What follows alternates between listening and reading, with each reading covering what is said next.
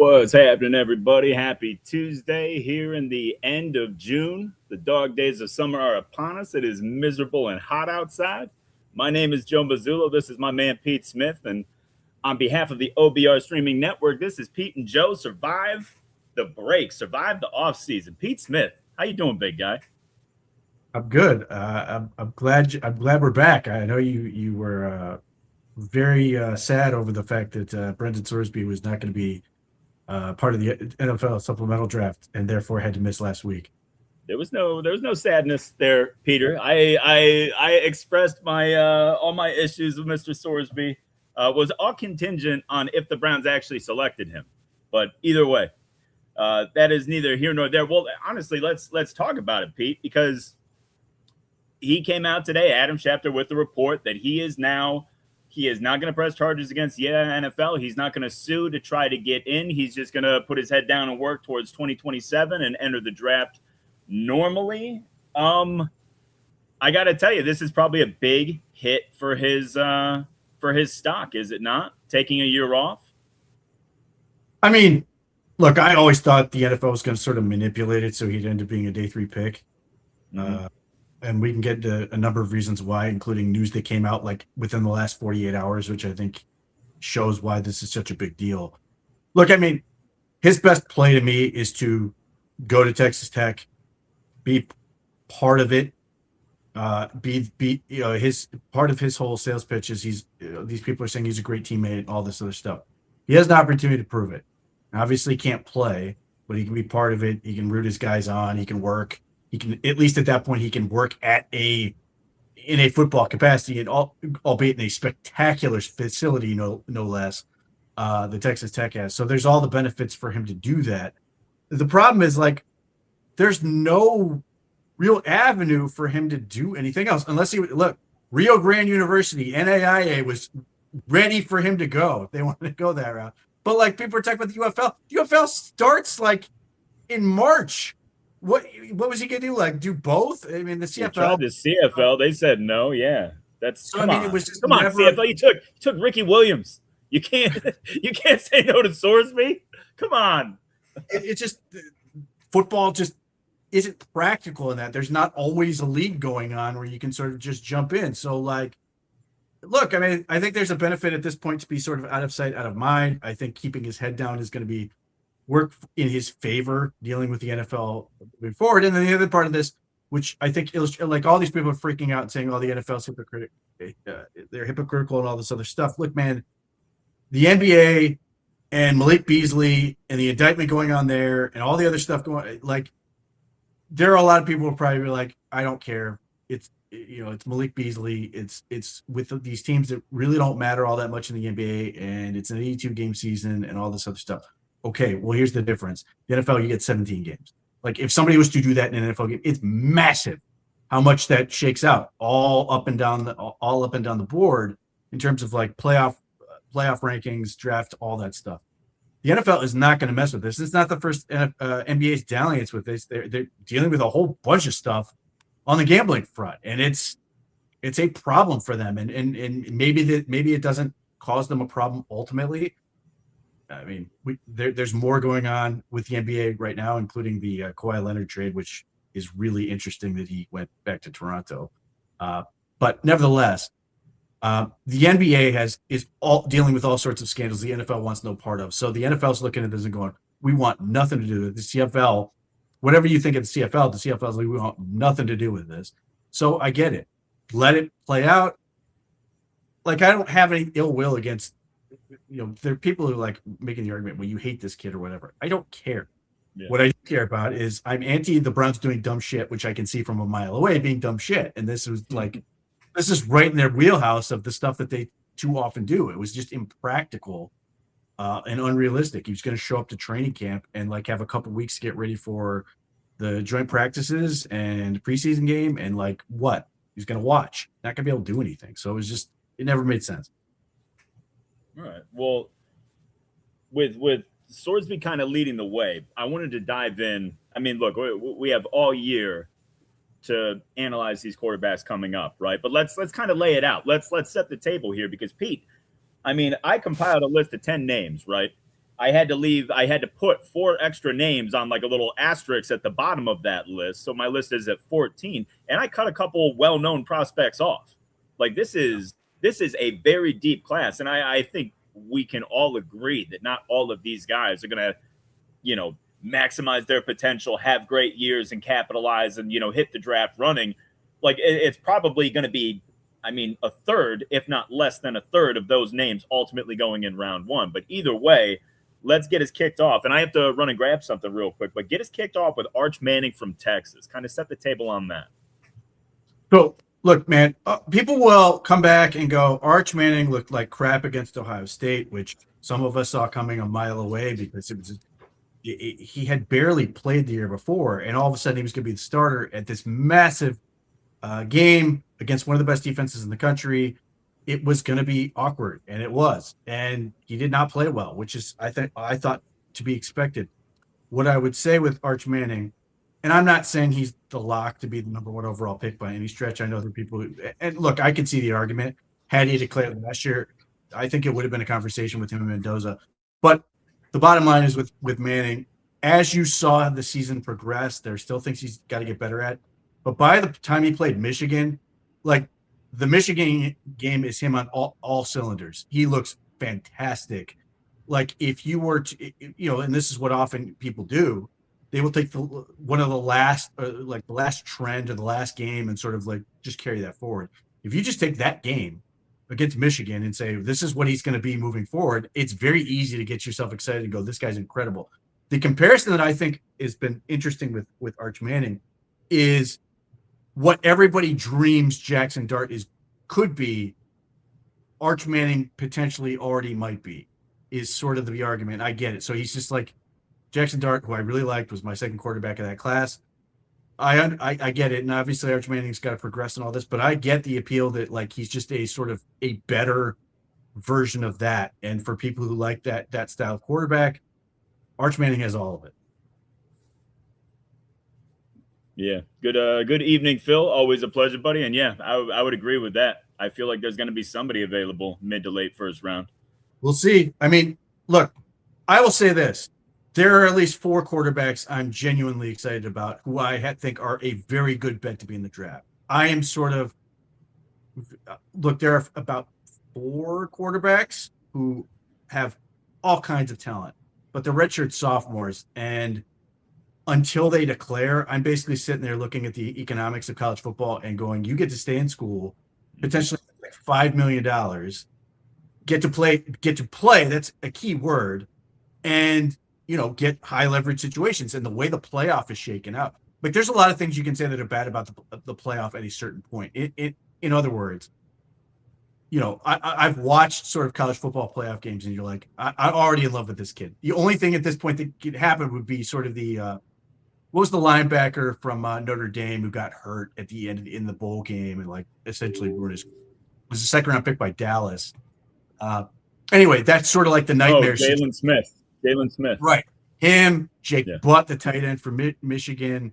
Like that's there could be a point where you're sitting there going, yes, it's cool that they get to play in these games, but really at some point when you're like at 13, 14, 15 games in the season, you're just sitting there going, oh my God, this is just jeopardy. The difference is the quarterback position. You just and part of the reason I'm excited about these quarterbacks is they all look like they end up in the playoff, and they're all going to get a ton of super high leverage, big situations, all the stuff that we go, in years past. Let's rewind to when we were talking the BCS era. Yeah, they may have a couple big games, but like you may be evaluating tape of a season that really didn't matter in the grand scheme. Whereas a lot of these guys, like the 4 quarterbacks off the top of my head, are all on teams with huge ambitions for this year. Like if they don't make the playoff, it is a massive disappointment. Sorsby would have been in that group. Yeah. But so you're going to get playoff tested quarterbacks. And we saw, last year, and I'm sure we'll get to him here in a second, Dante Moore or Drew Carr, where people didn't feel good about how they performed in the playoff, and it sort of changed how they're viewed. Whereas ultimately he ended up going back to school. But a guy like Trinidad Chambliss, there were a lot of people like trying to talk themselves.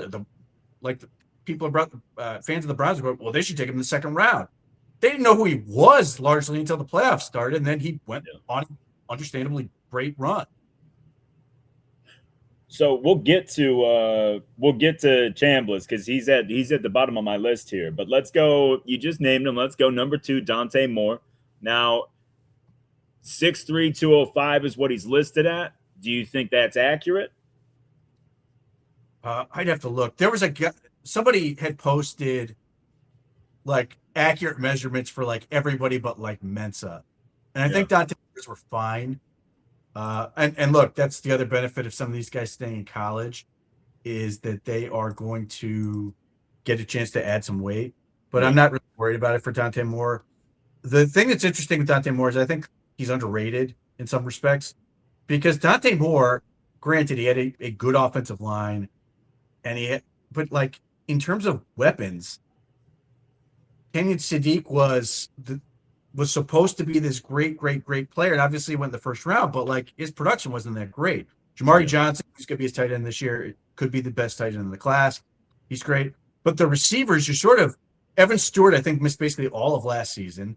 Yeah. So wasn't like blessed with tremendous weapons. I think it's going to be better this year with guys with more aspirations. But like Oregon weirdly has not had, there's tweets going around from like people are like from 5 years ago saying, well, Oregon, check out Oregon's going to have better wide receivers than Ohio State will. And then you're sitting here going, oh, come on. And then now you look at it, you're just like, this is an absolute just slaughtering by Ohio State comparatively. So in some ways that kind of works in Dante Moore's favor. He's not like throwing to Travis Hunter every play. Yeah. But he's got to be more efficient. So I think that sort of works in his schedule, in his favor. The other thing that helps him, obviously, he had the great moment beating Penn State, but the part that sort of I think works in his favor, or I should say, is the opportunity for him, is the schedule he's going to have to play. He's got to play USC. He's got to play Ohio State, then Michigan. They got to finish up with Washington, and that's like relative to the Big Ten. That's a soft schedule, but and Oklahoma State no less, and Oklahoma State now with this crazy revamped everything, which could be interesting. But like Oregon, largely expected to be the favorite in the Big Ten, so you've got these big games where she's going to get to showcase himself, likely potentially a Big Ten championship, and then the playoff. He's going to get every forum to sort of showcase just how good he is. Now, I know that he's the starter, and I at least to my knowledge, they're not holding a competition or anything like that. And Dylan Raiola is essentially kind of redshirting for a year, and he's going to take over for Oregon next year, right? Yeah, that's bizarre, just bizarre.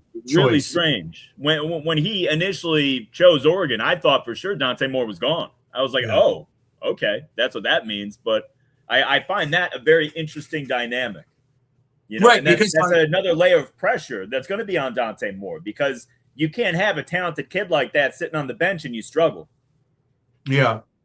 It's just so weird because, like, on the one hand, look, man, there's certainly a benefit to sitting and watching, but college football is just like designed to get talented quarterbacks on the field. We've got the portal and all this other stuff. Like, find somewhere to play. So, look, I'm not going to hate on Dylan Raiola for making that choice. I just found it curious that he would do that because he's played a lot of football and it felt like he could have gone somewhere and been like a big time starter and done it. So, I mean, we'll see where it shakes out for him, but like Dylan Raiola is going to be seemingly part of what is likely going to be another strong year in 2028, depending on how this thing shakes out.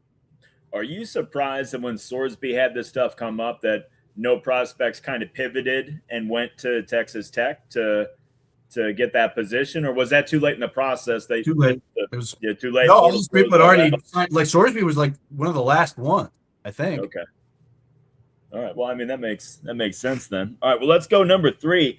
Number 3 on my list was not number 3 on the list that I first. I forget what draft website it was, but I've got Jaden Mayava number 3. Okay, and I know that you like Mayava. He's 6'4", he's 230, he's athletic, got a whip for an arm.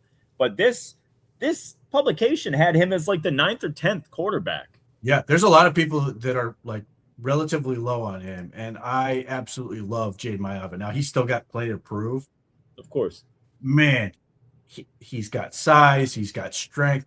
Like he's not super fast, but he has the thing where like I'm not comparing him to Josh Allen in terms of overall athleticism and ability, but he has the Josh Allen thing where you're like, do not let this man start rolling to his right. He becomes deadly rolling to his right and finding stuff where he can make throws. I think some people question his arm strength. I think there's room to improve, but I also watch him when he wants to. He can drive the ball down the field without issue. It's also pretty accurate. There are some questions with him. One of them is the RPO stuff leads to somewhat feel like autopilot mistakes in terms of just how he's reading it and throwing center interceptions. But he's been fantastic on third down. And I'm not talking like 3rd and 3. I'm talking like 3rd and 16, 3rd and 17. You watch him, it just picks it up with ease. He's got really good composure, almost too much at times where he's like so at ease that he will try to throw the ball as multiple people are climbing all over him and he's going to the ground. And the other concern that people sort of note is they're like sitting there going, well, he just lost all of his weapons. Obviously, my guy is now a member of the Philadelphia Eagles. Yeah. They lost Jacoby Lane. Well, they brought in South Carolina's leading receiver I think NC State's leading receiver from last year, who's really good. They've got another guy. So they've reloaded from that. They've got a pretty good tight end. So, like, they're all set up to continue with the weapons. And, look, the other part about this is Lincoln Riley has been outstanding at developing these quarterbacks. Yep. But I would mention, again, the Big Ten is insane. So, Jade Mayava, whatever you think of him, he's going to get Oregon. He's going to Oregon at home. He gets at Penn State and at Wisconsin, and we'll see what Penn State is ultimately going to be. But Wisconsin's usually a tough place to play. Yeah. Then they've got Ohio State on Halloween. Then they're a bye of sorts. Then they got to go on the road and play Indiana. Oh wow! So like he's going to have plenty of opportunity to prove himself, man. Yeah, I mean, the only bummer is that like they've jacked around with their rivalry with Notre Dame. He doesn't get that shot again because that was like arguably his weakest game last year. Notre Dame was really, really good. But like they're not playing Notre Dame? No. That's interesting. I hate that. It stinks. Yeah, it just stinks. You because can't do that. You can't just wow. Joe Staley trophy just thrown at a dumpster. But so here's another team where you could easily I think in some ways Lincoln Riley really needs this team to make the playoffs, but they're really set up well. But if Jade Mayava goes to the playoffs, like this thing gets really interesting, and he will have proven a tough road to get there. So like, I'm really excited about him. I think he's a guy that could be a huge riser in the process. I think some people don't like his advanced metrics, but I think when you get super down into the splits of what he's doing, I think he's really impressive, and it's how aggressive he is attacking down the field and how smart he is in terms of understanding where the ball's got to go. There's just a lot to like about him. He could, fall on his face and all that other stuff, but he's a guy where I feel really good about himself. A lot of people are viewing him as a second-round pick. So be it. I think people are going to look at him. I've compared him to basically a very, very reasonable man's Caleb Williams. Has shades of that. Just Caleb Williams is a just genuine freak show in terms of arm and all the other stuff. Yeah. But Jade Mayava is really, really good. I kind of like the fact that Mekhi Lemon and Corey Lane have moved on. Like that's going to be good for him. It's not just feeding a couple of productive guys that you knew were going to produce. He's got to kind of create a little bit. He's got to take more ownership of the offense. I think that could be phenomenal for him in the long run. I mean, like, if you were trying to make the argument that Mekhi Lemon was the reason he was good, okay, well, now he's going to have that. That's not there. Now, the other part about that is, as I've watched an absurd amount of Mekhi Lemon, like, Mekhi Lemon was great. There are a lot of passes where you're just like, yes, Mekhi Lemon has made a tremendous catch, but he's literally put the ball in the only place that Mekhi Lemon can go get it. It's crazy on some of this stuff. So, yes, I'm genuinely curious to see how it's different because, like, maybe he just had a great connection with Mekhi Lemon. Okay, well, now he gets to see it with a different thing. And that may be a better way to project him to the NFL as teams are sort of looking at him. Or he'll just end up with the Eagles and he'll just kill everything. All right. Well, let's talk about look. You nailed it earlier about the redshirt sophomore stuff. Let's talk about Julian Sayin, dude. I feel like I hate his measurements, right? Like I hate that he's limited as a runner. I hate that he's only 6'1", little over 200 pounds. But Pete, he is so clean. Like he's just such a good, solid player already. It's really intriguing. Yes, people hate Julian Sayin for reasons that I get, but like just vehemently disagree with. He's just good. He just does it right. And like I think there's an expectation that like I think some people desperately want him to be Ken Dorsey with that Miami team. He's just not. He's better. He's better than that. And he does a lot of things well and he delivered the football. And yes, he's not big at all.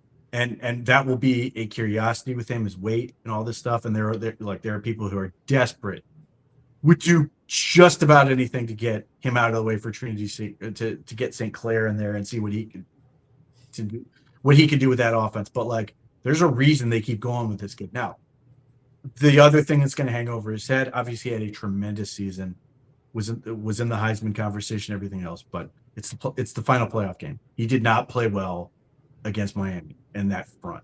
Can he make the adjustments necessary in dealing with pressure, in finding ways to navigate those situations, and ultimately become a better quarterback? Because like Ohio State's expectations are going to be compete for the Big Ten title, be in the playoffs, and do all that stuff. So he's going to get all the. And again, I mentioned they've got to play USC and probably Oregon again. So that's and maybe Indiana again. Like those are all really, really tough tests for him.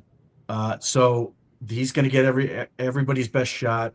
He's likely going to get a ton of these high leverage games. And at some point, he's a true junior. Maybe he may at some point, if he has a really good, obviously they win like the national championship. I think there's going to be an element to where Ohio, he may just be like done. Yeah. Even if he falls short of that, there may be sort of an urgency to sort of, I don't know if they're necessarily going to push him out, but they don't lose St. Clair. Yeah, so they don't lose him in the portal. Yeah. Well, one thing that I'll say, look, it was his first full year as a starter. You're talking about a college football semifinal against the defense that the next week they put Fernando Mendoza in a blender. Mendoza won the Heisman. He was the first overall pick. Like that's just a defense that roughed up everybody they ran into on that run through the playoffs. And don't get me wrong, I obviously Sayin didn't play great, but it was his first year. He's only going to get better from here. He's only going to get more comfortable from here. He's only going to get bigger, stronger, all that stuff. But I mean, you nailed it though. The size limitations are definitely going to be a thing. And all the rage in the NFL right now is versatility and the ability to use your feet in an advantageous way. The defense can't do all the things they love to do if your quarterback can run. That's just the reality of it. So that's going to be a knock on him as a prospect as well. But, and they've got the rematch with Texas, which everybody's going to be watching as well. And look, say what you will, Arch Manning obviously last year struggled. If Arch Manning is better, if Arch Manning is what people want him to be, and Julian Sayin still outplays him, like at what point are we just gonna be like, the dude's good? Yeah, no, for sure. And that's honestly, is that so? We're gonna get Sayin versus Mayava versus Moore versus Manning. Like Big Ten football is absurd, and then the fact that they out of conference scheduled Texas. So you've got all these quarterbacks in the same conference, and then they're like, yeah, we'll go ahead and have Texas too. So yeah, you're going to get a ton of. Obviously, the quarterbacks aren't playing each other, but like they are on the same field. And look, say what you will, like the Texas Tech Oklahoma game between Baker Mayfield and Patrick Mahomes was an all-timer game. Yep. And yes, Baker Mayfield was not on the field against Patrick Mahomes, but like. It's very hard not to take away an impression from that when in that game, both guys were just dealing at an absurd clip. Yeah. But nevertheless, like those games are just fun. I think Mahomes threw for like 700 yards and he had like 83 attempts or something. Yeah, like he was like a wild man out there just doing everything. And then Baker Mayfield like the peak of efficiency where it was like 28 of 30 or something for like 400 5 yards. touchdowns. Stupid game, but like, and it was close. It was just great. So hopefully we're going to get a bunch of these games. And obviously the other thing with Ohio State and Texas both have really good defenses this year, but hopefully we're going to get a little more juice on offense this time around. These guys can open it up. I mean, it's a little bit of a bummer. I mean, it's just how it goes. It's the second week for each team. But like, you're hoping that these guys get out of the gate a little bit quicker. All right. Well, let's go to number 5 on my list. This is probably the guy I know the least amount about. Tell me about Drew Mestemaker. So Drew Mestemaker, it played at North Texas. He was a high school punter who never played quarterback. And he shows up at college and just apparently can just throw the ball around like a stud, wins the job there, and ultimately becomes a really, really successful starter. So Oklahoma State, they've obviously cleaned house of everybody. So they hire the offensive coordinator, whoever from North Texas. Mestemaker follows him, like their best receiver follows him. I think their best running back follows him. So they're just bringing this North Texas offense to Oklahoma State. And all of a sudden, this program that was the worst in the Big 12 last year has a chance to be the most improved. And look, Mestemaker, I don't know how you'd really describe the system he necessarily plays in, but it looks like old Big 12 air raid where he's just throwing the pill around all day long in the way you'd sort of like expect Patrick Mahomes or those type of guys where he just every play is a pass and he's just doing it. Now it's North Texas. It's not, so the increasing competitions can be really interesting for Mestemaker, but he's got a whip of an arm. He can run around. He can do stuff. The question is, can he sort of get a little bit better in terms of the volatility he has, because he's just been whipping around and like expected to carry the whole thing. And he will be at Oklahoma State as well. But while he's making all these plays, can he avoid making the big mistakes that could hurt them? And if he can do that, Oklahoma State could, I don't think they're likely to win the Big 12, but all of a sudden they could go from like worst to like third in the Making Big 12. Noise. Yeah. Now, again, he's another redshirt sophomore. So, whether he wants to stay at Oklahoma State or go somewhere else, he will have an opportunity to cash in on that. And Oklahoma State has money if they want to. So I don't know what his aspirations are in terms of how quickly he wants to enter the draft. But he's one of those guys you like would love to stay in college longer just because he's really fun to watch. Yeah. Okay. All right. Well, number 6 is your boy. We all read your mock draft, but let us know about Darian Mensah and why you think he's a terrific fit in Cleveland. Darian Mensah he's the one guy that I saw that did not have measurables with him. So I'm curious what those are, but I expect they're going to be relatively similar to Shedeur Sanders. Maybe he'll end up like a little bit bigger. I had him listed at 6'3", 205. Yeah. I think there might be some shrinkage there, but maybe he puts on a little bit more weight. Yeah. Arm is good, not great. That may improve. Ball location, having the tools for the particular job, he's really, really good. He has an outstanding understanding of leverage, and where to throw the ball, where to put his guys in position. He throws on time. He's very, very good, can be very accurate. I don't think he lacks for arm strength necessarily. It's just he's not like he doesn't have elite arm strength. Again, he may get better. The thing I like about Darian Mensah is, other than the fumbles, which are legit bad, he's got to improve that. He protects the football really well. His touchdown to interception ratio is like really, really efficient for a guy who's played a ton of high leverage games. And he's sort of the modern day quarterback in college football. Started at Tulane, got on the field, led them to a 9-5 record, then transfers to Duke, gets to play immediately, leads them to a 9-5 record, including an ACC title where they had to win their last several games in a row in a fashion that made no sense, given what Miami did. But they were managed to make it into the game and then come from behind and win that game. And Mensah, like Duke had decent players. They're certainly not bad in terms of receivers and tight ends, but nobody's sitting there looking at Duke and going, oh, there's a bunch of NFL dudes on this team. Or the same with Tulane. Like Mensah was the driving force. So like in terms of what do you want to see from the guy? Is he the guy? Is he the engine of the offense? With Mensah, absolutely he is. And now he gets to go to Miami. Like this only small disappointment with that is they don't have a very difficult schedule. The ACC just doesn't have that much. The one game that's going to be appointment viewing that everybody's going to want to watch is Miami versus Notre Dame in South Bend against that defense, which may be the best in the country, or at least is certainly up there. They've got the best corner in the country up there. How does he do in that game? And then ultimately, it's another situation where they don't expect to make the playoffs. They expect to win the national title. Like that is where we're at with Miami, and he's certainly better than Carson Beck. Mm-hmm. It's a question of can Cam Ward like put Miami back on the map in terms of what he was doing. Obviously, went number 1 overall. You know, the talent around Mensah is way better, even from when Cam Ward arrived. And Mensah, there's a world where he theoretically could end up going that high, but he has a chance to be a national championship quarterback and having that propel him all the way. But again, doesn't have a whole lot of tests until Notre Dame and then the playoffs. So they've got to be good. They've got to be in the playoff, and he's got to perform well because he's not going to get as many opportunities to sort of showcase his ability other than that. But I think he's a pretty safe bet to enter the draft. So long as he doesn't fall on his face. And I just think he really understands how to play the position. I really like the way he handles himself. Yeah.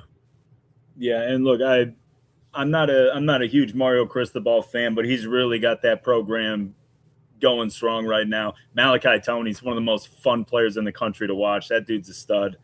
Miami's definitely going to be tough. It's so funny going over this list, Pete.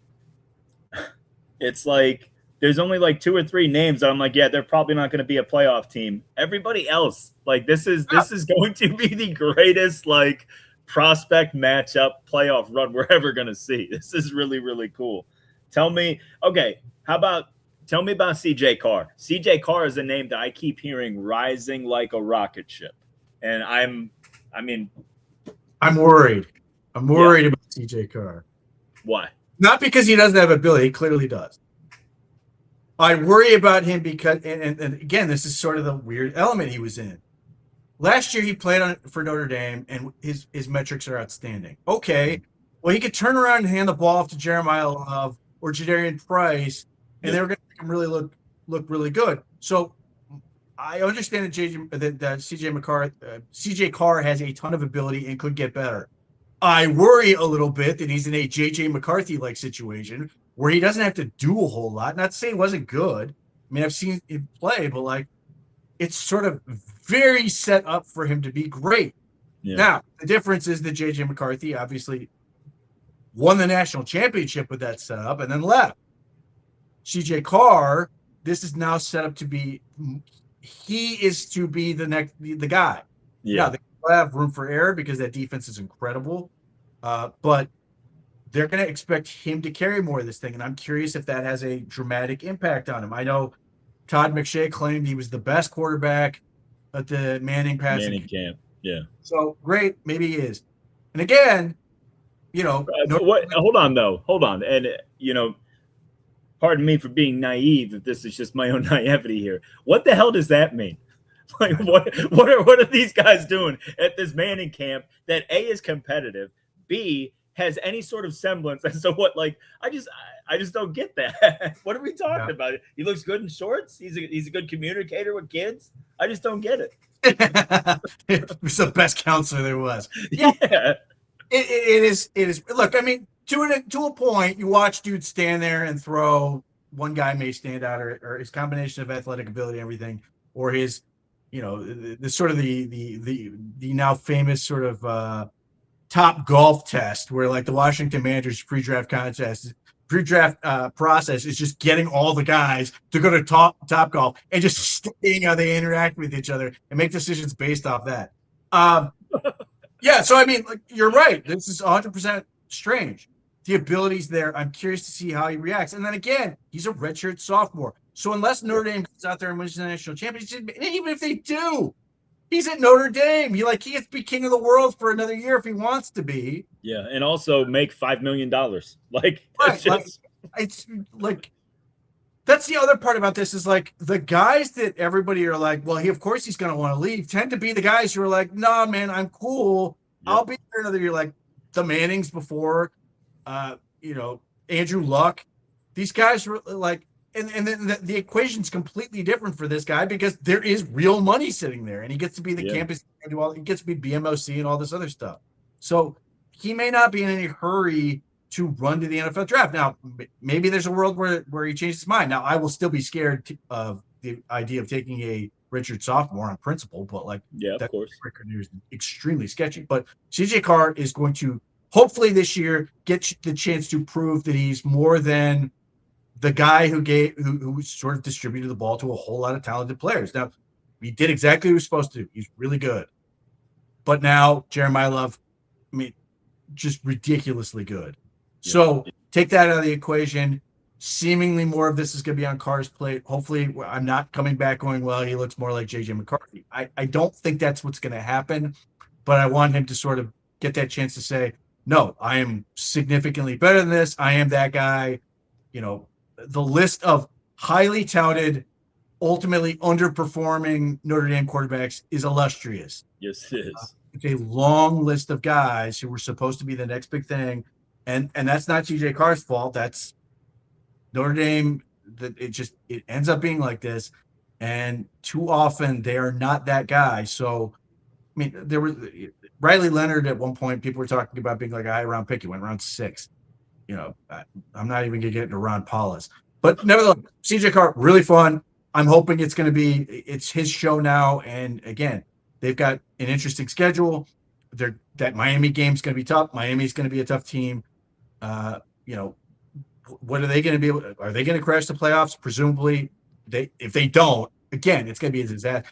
Consider what didn't make the playoffs last year for Notre Dame. That is a genuine disaster if we're talking about CJ Carr being this all-world quarterback, and you had all these other things, and you fell short. So that's where that there's a lot of pressure on everybody involved with it.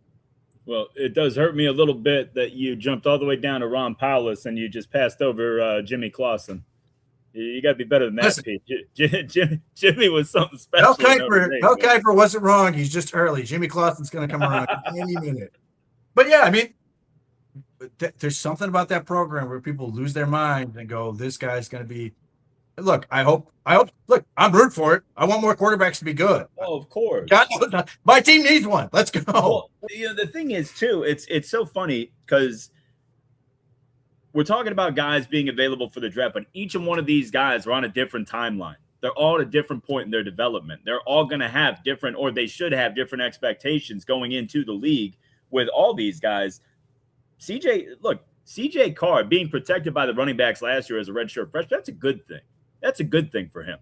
I feel like that probably eased his transition so much, but now this is when you take off the water wings and you throw him in the deep end a little bit, and the offense is going to be him. He's going to have full autonomy on it, man. He's not going to have a Heisman front runner and another first-round pick behind that Heisman front runner behind him. The sneaky game. They've got 2 sneaky games on their schedule that they got to be careful of. One is at BYU. BYU is arguably the favorite to win the Big 12, especially now with Sorsby out of the picture. Yeah, not necessarily an easy place to play in Provo. And then the other one, it's in South Bend, but SMU is like, if you're not saying that, obviously everybody's going to say Miami's the prohibitive favorite, but if you're looking for a team that's actually in the ACC and not doing this bullshit that Notre Dame's pulling off because they're afraid to join the Big Ten and make it the greatest conference ever. SMU is like the dark horse for a lot of people that they think they could be really good. Their offensive line is really good. They could be a really, really strong team this year. I heard they're going to struggle without TJ Harden, though. It's true. All right. How about this one, Pete? Because this guy was I'm pretty sure he was the top prospect in his high school class. DJ Lagway in Baylor. What the hell was his fall from grace, man? What was that? Was that an issue with Florida coaching, or does this kid just not have it? Because quarterback is different. All the physical ability in the world does not matter if you can't do what you got to do between your ears.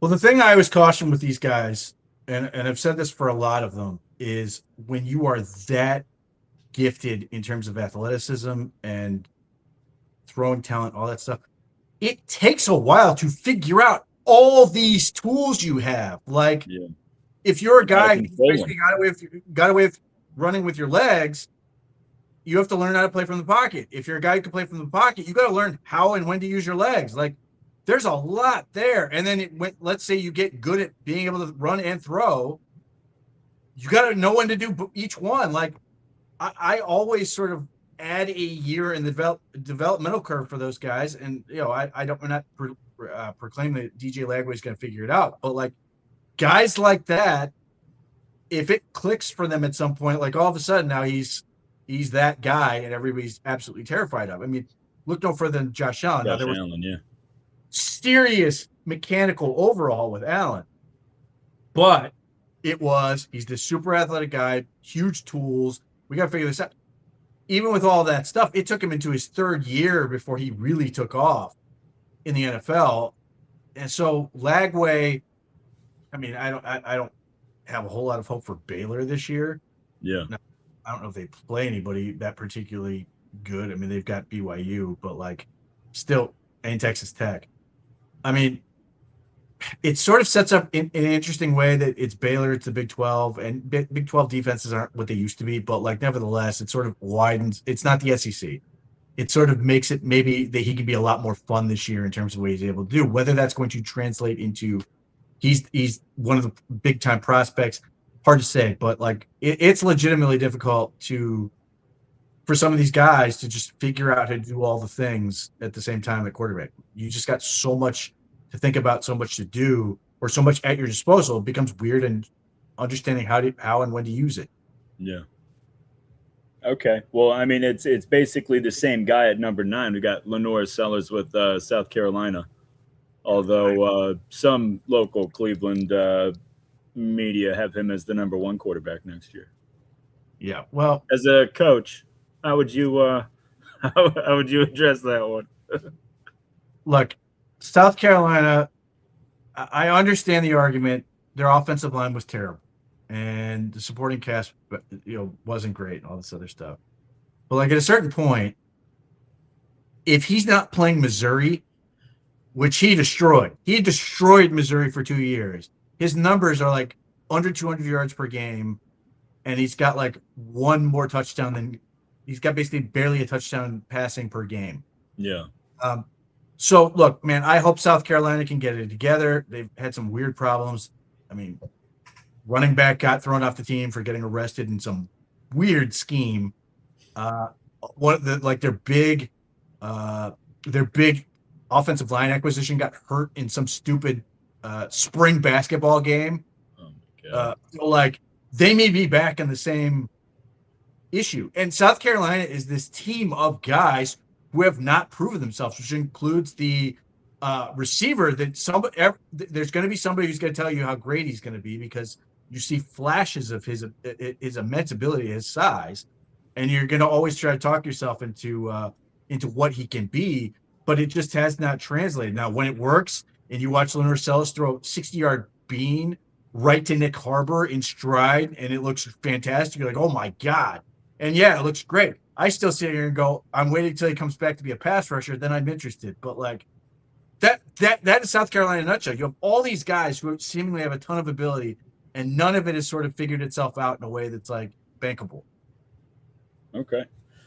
And I mean, yeah, that's, we talked about him though.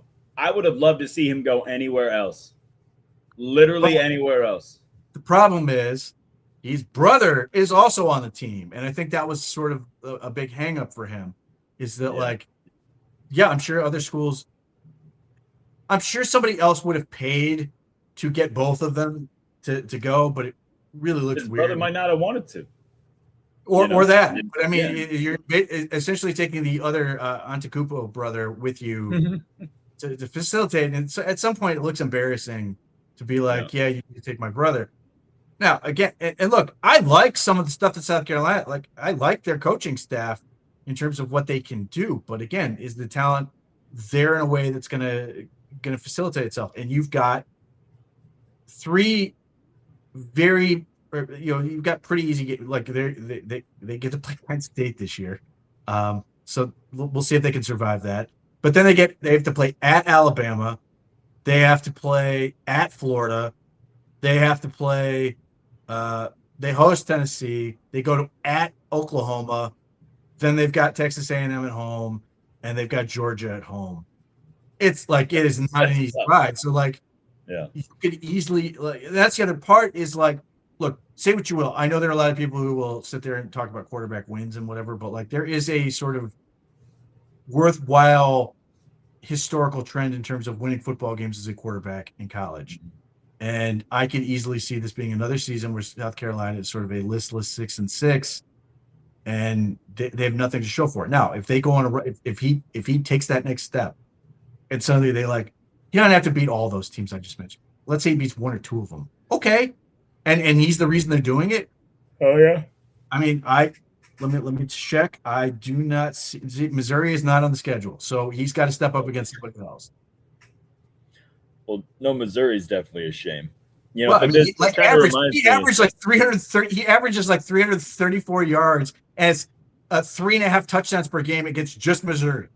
Was he like a Mizzou fan growing up and they didn't offer him? Like, what happened there? Like his numbers are like some deep-rooted stuff. Well, I'll tell you, both he and Lagway remind me. I mean, it's different because they played, and like Joe Milton was a little bit of an unknown. But you remember, you know, the year that Hendon Hooker came out and Detroit took him, right? Yeah. Joe Milton was all the buzz on that team. This guy's got the greatest arm in the history of arms. He's an athlete. He's 6'5", 240. This, that, and the other. He was supposed to walk on water. They had the weird clips of him like throwing footballs in like offices and stuff.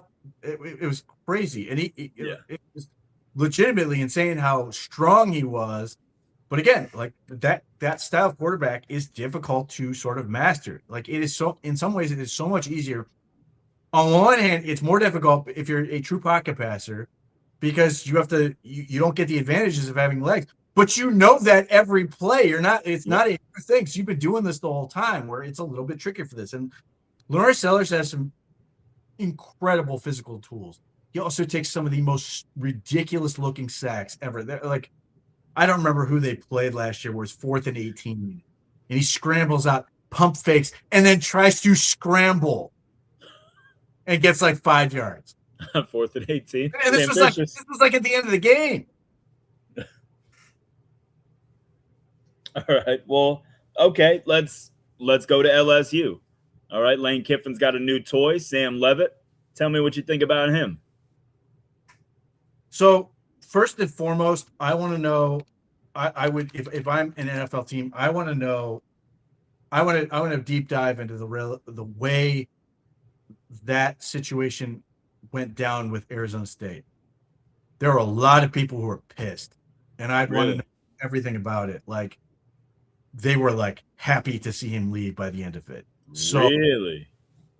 Like, I think that if I'm not mistaken, I think the head coach like threw shade at him when he left. Like, it was ugly. Now, we did just see Sonny Dykes do the same thing to Josh Hoover in Indiana too. So that might just be a thing. Yeah, I mean, it could be. It could be. Yeah.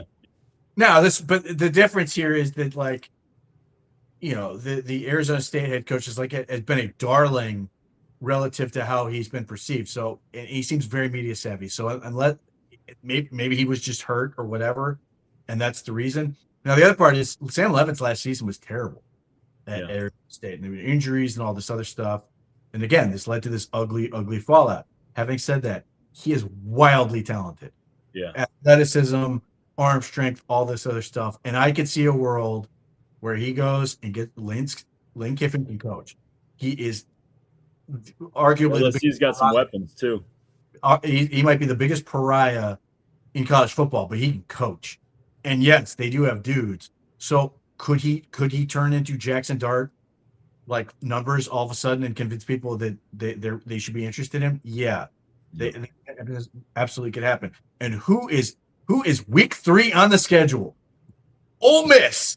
Let's go.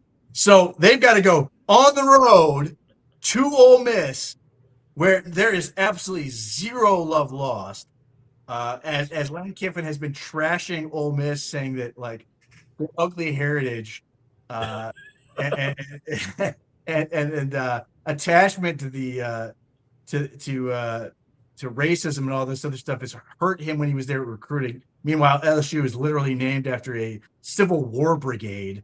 Uh, yeah, so they have at Ole Miss, then they got to go, then they got to host Texas A&M. Then later they've got Alabama, followed by Texas, then on the road at Tennessee. So like Levitt's going to have a whole lot of games where he's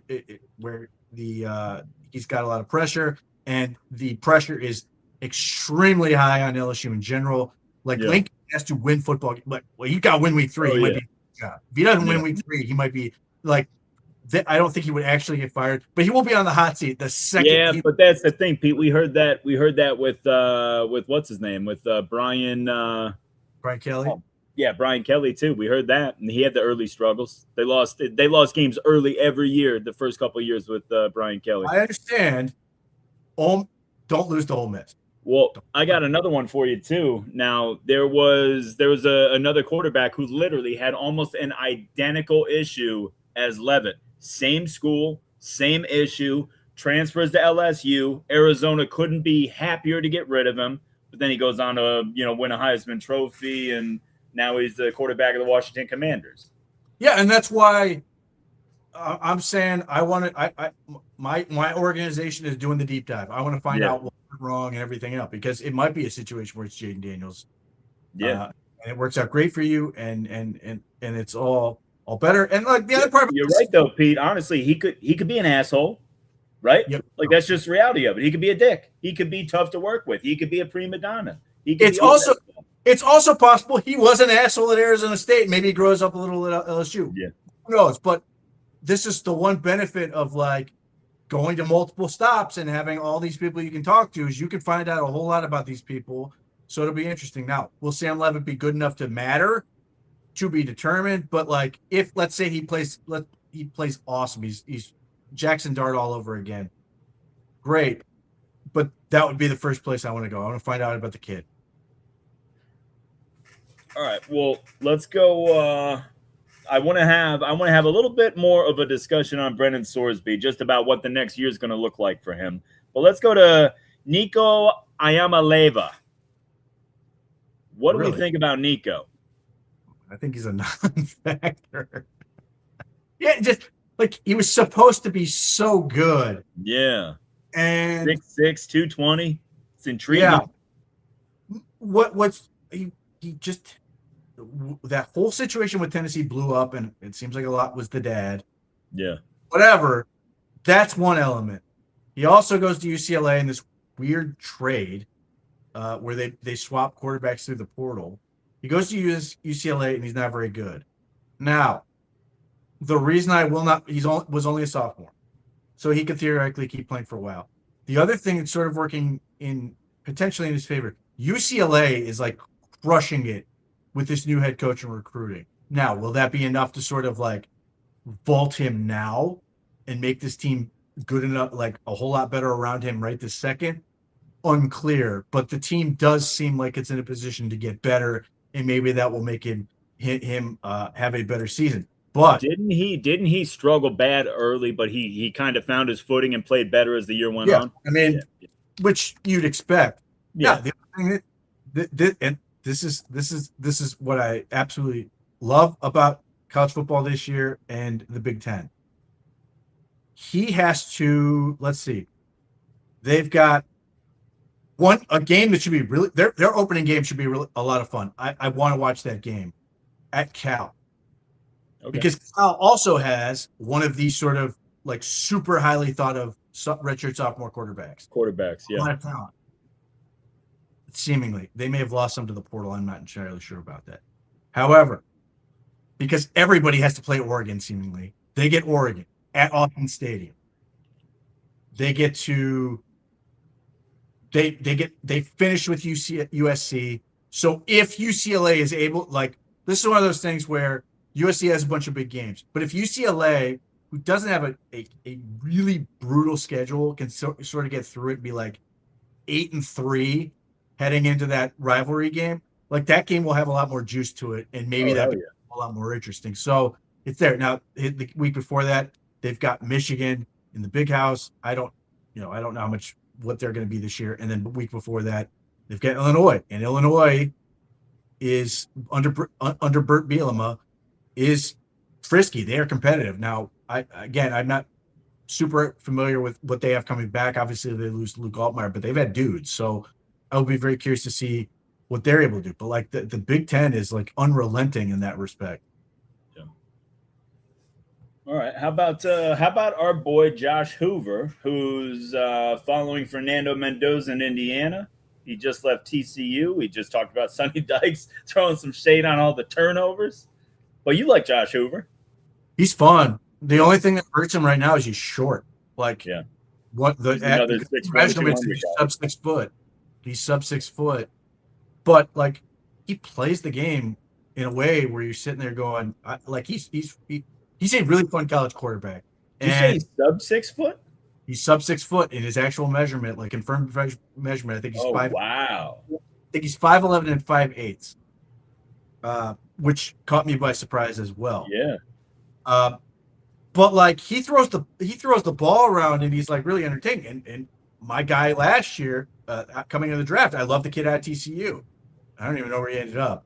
The receiver they had, who may or may not have an issue at Whataburger. Regardless, like Josh Hoover continuously put this dude placed in position to make plays, including the game-winning touchdown against Colorado. And like there is sort of a confidence that Josh Hoover carries himself with, where you never feel like you're out of a game with him. He's got sort of that Baker Mayfield sort of sense of I'm always in it. Mm-hmm. And so that's interesting. And yes, he did turn over the ball a lot at TCU. TCU was bad, and like he was the whole thing. In Indiana, he walks into a situation where his receivers are stupid good. Like Charlie Becker, Nick Marsh is I think there as well, who are both potential first-round picks this coming year. They are loaded at Indiana this year, and I will be very curious to see. I'm just sort of curious to see what the Cignetti effect is on him. What does this do for him? Because obviously it certainly was good for Mendoza, but Mendoza was a good quarterback at Cal as well. Yeah. So I'm curious to see is Hoover going to suddenly be a more cautious quarterback because he doesn't need to throw the ball around him as much, and they're going to let their defense play and do all those other things, or is Cignetti going to be like, screw it, I got receivers, I got this quarterback, let's throw this thing around and get nuts. So Well, Hoover has the chance to be like Hoover and Indiana have the potential to be one of the most fun teams to watch this year because of all the talent they have. yeah. Well, and that's the thing too. I want to say there was a ton of buzz because Mendoza was pretty strong at Cal the year before he went to Indiana, right? So he had a lot of low-level buzz in the offseason. I remember McShay did a thing about him being a first-round guy if things break his way and everything like that. But going into that year, I remember it was all about Cignetti, and every time Cignetti went somewhere new or plugged in a new quarterback, they had career years or career numbers, or they broke the school record, or just like crazy. So I'm with you. Especially if this kid is the gunslinger that you say, I think they could be a lot of fun to watch. Well, the other part that's really interesting, you mentioned it earlier with the whole Arch Manning was the best quarterback, or that CJ Carr was the best quarterback at the Manning passing camp. Yeah. Last year, Fernando Mendoza was invited, and Cignetti's like, "You're not going. We got work to do." Yeah. And I think they did the same thing with Hoover. So, and look, man, Kind of dig that. Looking at Mendoza, he's sitting there overall pick. So I'm curious if something's working with him, and I'll be curious because, look, obviously the dude they had 2 years ago tore his ACL, went around 70s with the 49ers. Who? Rourke, right? Curtis Yeah. Rourke? Yeah, who some people really liked. Wasn't really my thing, but whatever. He was good. Don't get me wrong. He was very good in Indiana. Yeah. If he goes Rourke, Mendoza, and then Hoover balls out too, now that you're still going to have the same size concern questions and all that stuff, and there going to be a whole lot of Browns fans who go, I don't want him because he's short. Yeah. I just did that. It's just going to give me Dylan Gabriel all over again. But man, if he gets another great year and like Indiana's back in the title and all this other stuff, man. Yeah. Well, and that's going to become the spot because for a couple of years it was like Lincoln Riley. You want to get with Lincoln Riley. All this guy does is make, number one overall picks or at least NFL style players, And now if Cignetti's got that touch now, absolutely. That's a problem for Ohio State, I'll tell you that. Yeah, I mean, Charlie Becker is listed. He's 6'4", right? 6'4". Yeah. 209, and then let me see, Nick Marsh, who transferred from Michigan State, listed 6'3", 203. Like they've got big cats coming there passes, which is what he had. Let me remind myself who they had last year. So Eric McAllister. There he is. Yeah, and I don't remember where he ended up, but I think San Francisco. But I'd have to Google that one. Another big body receiver who crushed Vancouver. So it seems like a really good pairing. Doing my quick research real quick because I want to see if it was San Francisco. All right. So what about let's just do a quick pivot while I'm looking this up. How about Trinidad Chambliss? Because I personally, Pete, I feel like this kid's going to be like 5'11". I don't know, man. I think he's a fun college quarterback. I don't see him projecting in the NFL. That's just me. What would your take on Trinidad Chambliss be? I love his path.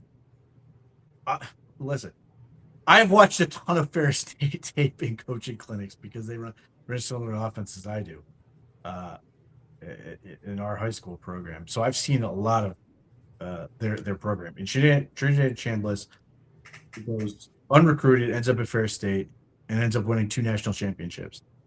And then he obviously transitions to FBS and goes to Ole Miss. And he just seems to have all the things you want in terms of the mentality, calm under pressure. He's got the big game experience. Nothing feels too big for him.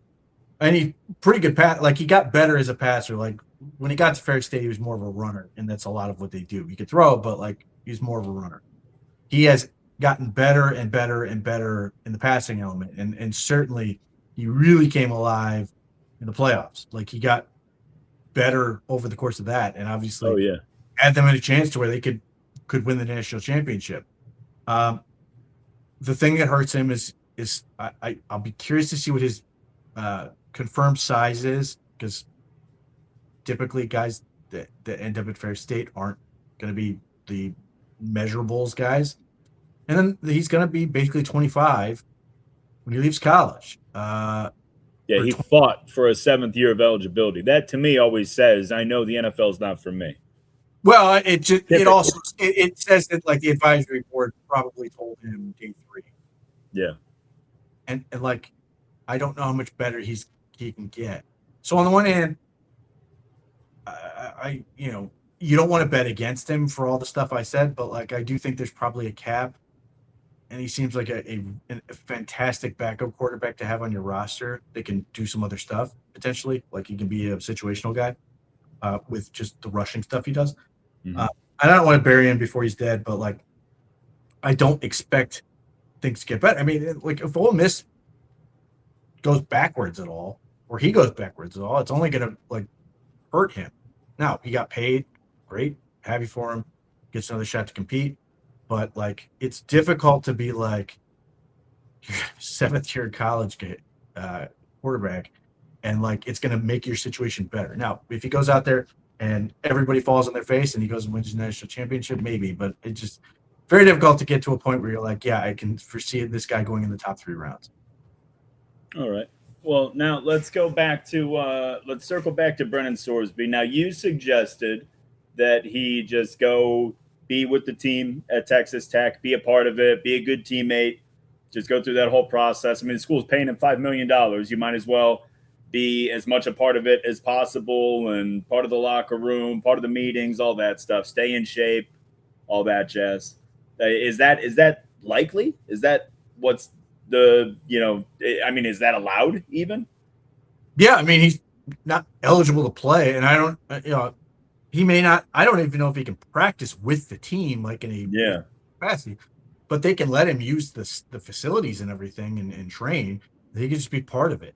And I don't think anything would necessarily exclude him from meetings, although I could be wrong. And like, there's a benefit to being in that stuff and Oh, hell yeah. being around the game and doing all that stuff. And obviously he could theoretically be, on the sideline, I think, and like be an asset for the quarterbacks who are going to be in there. So like, if he is to be believed, that there's a lot of people who've said, oh, by all accounts, he's a great teammate.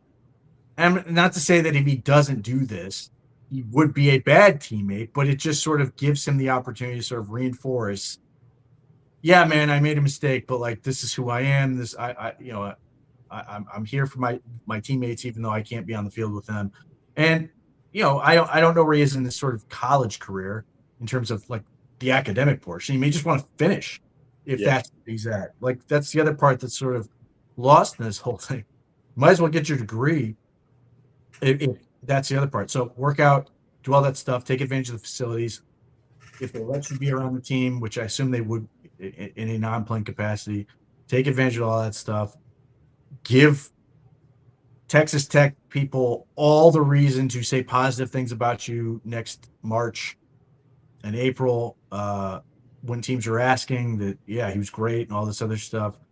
Like, help yourself out as much as possible. Yes, you could go and work with a private quarterback coach for the whole year and do all this other stuff, but like, you're not going to be around people that can sort of like speak to your character and all this stuff, which is sort of self-defeating in a way from that standpoint. All right. Well, that kind of settles it for the quarterbacks. Now, Pete, I had a couple games that I want to play. All right, but the first one. Now, I've got my three, but I asked you earlier to come up with three non-starters from around the NFL that you could plug into this team right now that you think would elevate them or maximize them with these three guys, right? Any restrictions on that? So I would like to say no rookies, because that's obvious. Okay, that's the lowest hanging fruit we could possibly have. If you have three rookies, you're like Mendoza. Yeah, one. It was just like, and Mendoza's the starting quarterback, and we're off. I figured that would be obvious, but yeah, that was my only thing: is no rookies and no starters. Just like a backup that if they were a free agent or if they could swing like a low-level trade or something like that, who's some guy that you like, that you had a great evaluation of when he came out as a prospect, you think he'd be a perfect fit because we need this or we need that. Well, I didn't get these qualifications of low-level trade because I picked would not be low-level trade. All right, well, hold on. You got rookies on there? No, they're backups. They're backups. Okay, yeah. Well, that's fine. It doesn't matter if you got to pay a little heftier price. That's fine. Great. Nick Herbig. I win. That's a pretty damn good one. That's a pretty damn good one. I had an edge rusher as well. I had Jalix Hunt as my edge rusher. Yeah, I mean, like if I didn't take Nick Herbig, I would have been looking at the Eagles and probably taking Nolan Smith. Okay. Nolan Smith's listed as starter, isn't he? I don't think so. Or at least he was on. I think Hunt is listed at the starter, but like the thing is, the Eagles you could have also gone with Ebiketie as well. Because they've just got a bunch of those. But yeah, Nick Herbig is the easy answer. Ebiketie, that's the kid from Penn State, right? Huh? It's Arnold Ebiketie. Yeah. The former Atlanta Falcons pick. Yeah. Nick Herbig. The one thing I desperately want from this team is pass rush, and that's all Nick Herbig does. I got a whole bunch of run stoppers, so I win. Yeah, exactly. That's what. Yep. Okay. Who's number two for you? Jackson Hawes, the tight end from the Buffalo Bills. Jackson Hawes. First of all, you could have. I went Michael Mayer. You could have gone Cole Kmet. You could have gone Michael Mayer. I couldn't go Cole Kmet. He's just like, if I'm honest to it, I tried to be honest because initially I was going to be like, screw it, I'm taking Sam Rouch. I thought you were going to take Colston Loveland in that scenario. Yeah, I mean, I treated Colston Loveland and Cole Kmet as starters because that's why I took Michael Mayer. I felt a little guilty taking Cole Kmet too. Now Jackson Hawes is just basically a road grading SOB that just dominated for the Bills last year as a run blocker, and it caught a couple balls, but like that's all he was going to do. Like now I get my inline wide, who's 260. Off I go. Yeah. Yeah, I thought there was a. Hey, I mean, I almost took him too. I wanted Michael Mayer, but I almost took our boy from Iowa State that went to the Chargers from Baltimore, Charlie Kohler. Yeah, I mean, yeah.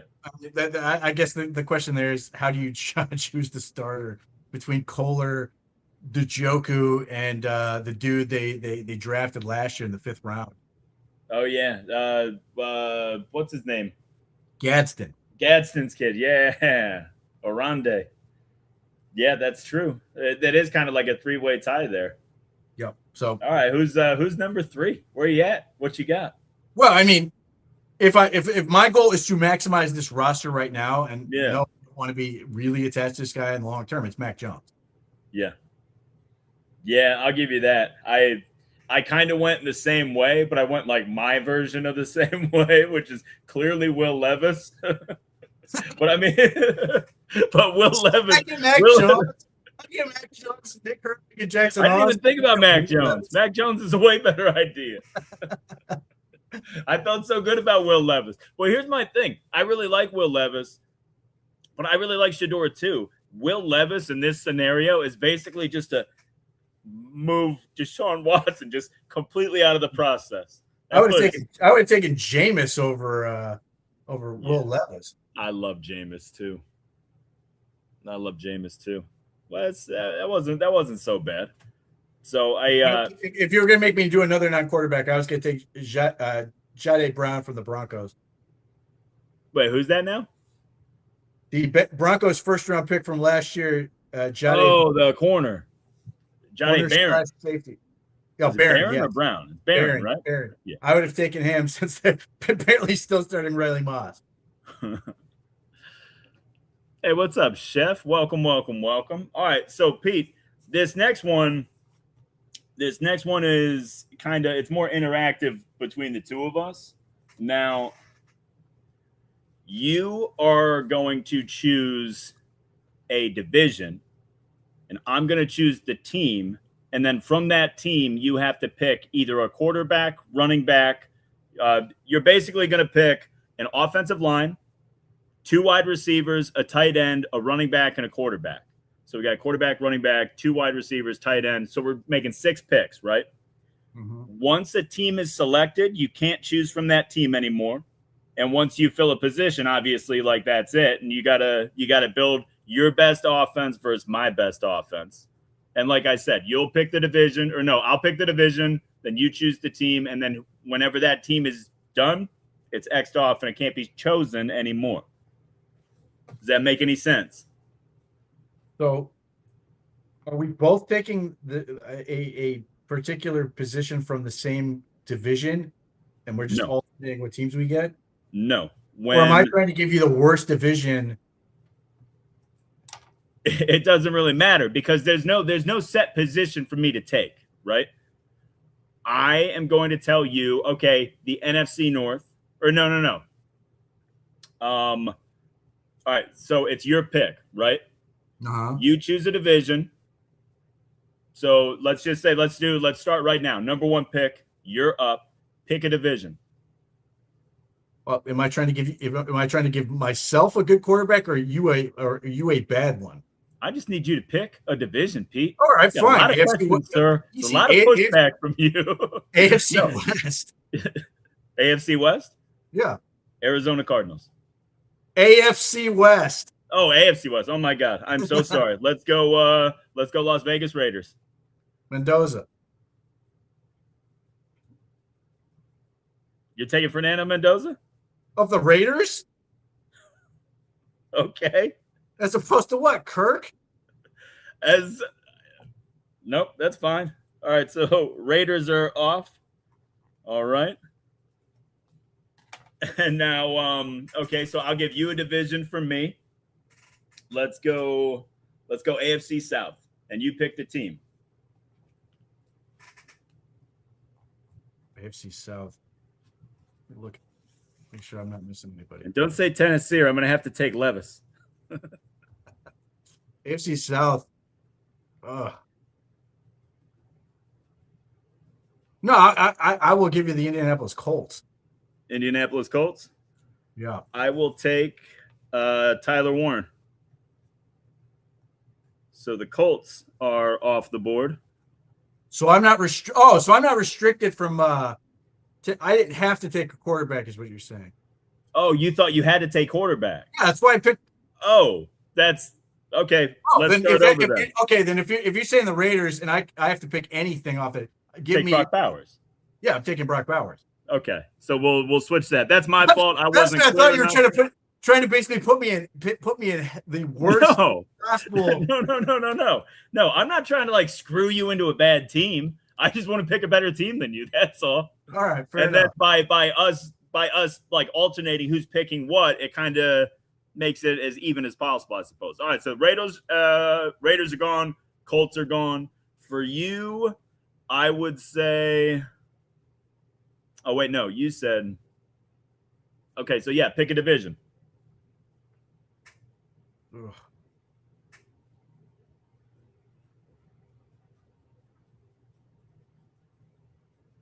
I'll take the. I'll give you the NFC East. What's that? I'll give you the NFC East. Yeah. Washington Commanders. And now I got to pick an offensive player, or and the offensive line is a whole unit. No. All right. Then I will take. I'll take Jaden Daniels. Jaden Daniels.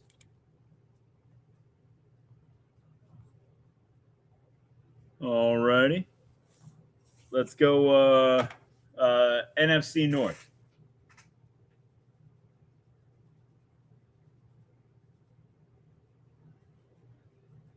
Green Bay Packers.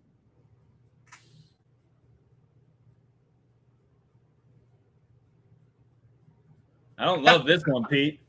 Yeah, it's like a bunch of like.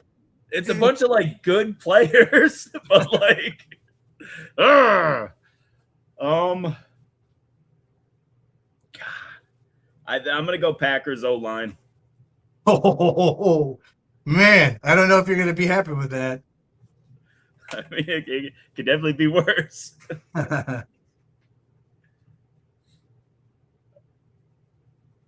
right, you got a division for me? All right. Oh, let's go AFC North. AFC North. Gross. Pittsburgh Steelers. I'll take the Steelers offensive line.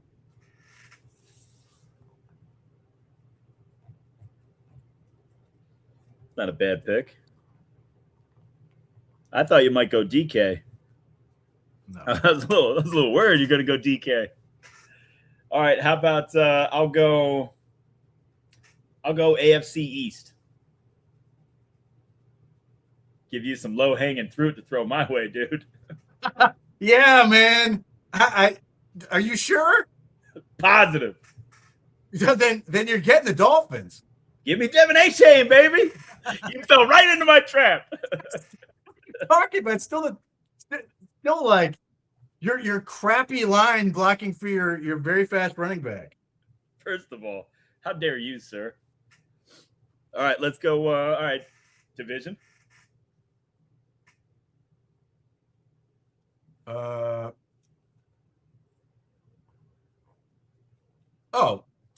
Let's go.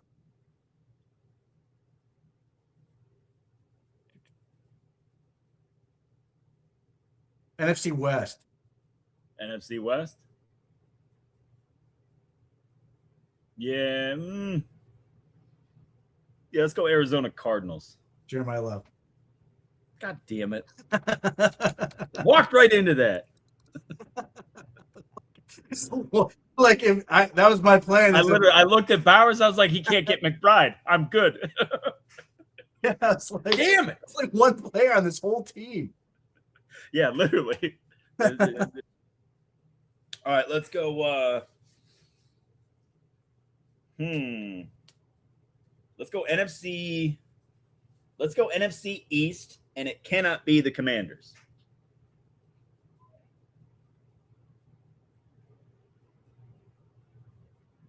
You already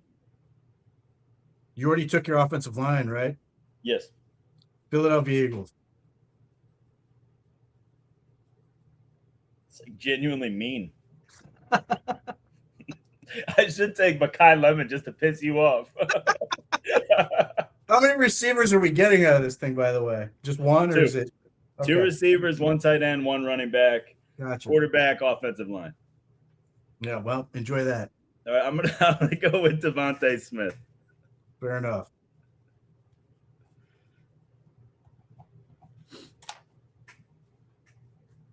All right, so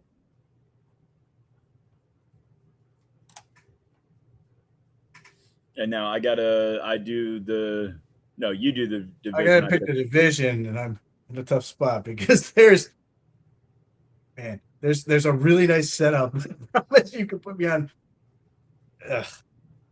I'm not betting on that, so we're not going there.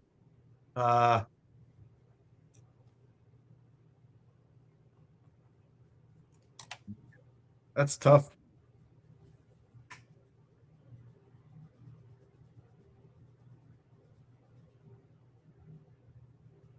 Oh, let's go back to the NFC West.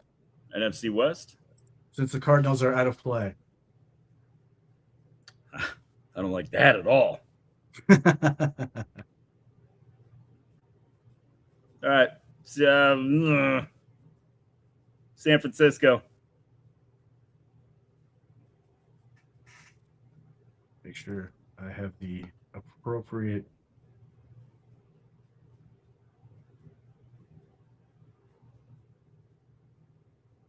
Oh man! All right, I will take. I'll take Mike Evans.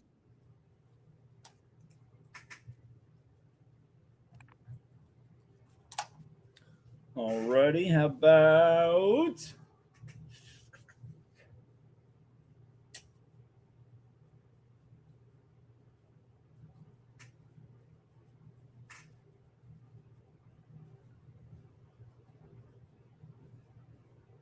go NFC South. All right. So you have. I need a wide receiver and I need a quarterback. All right.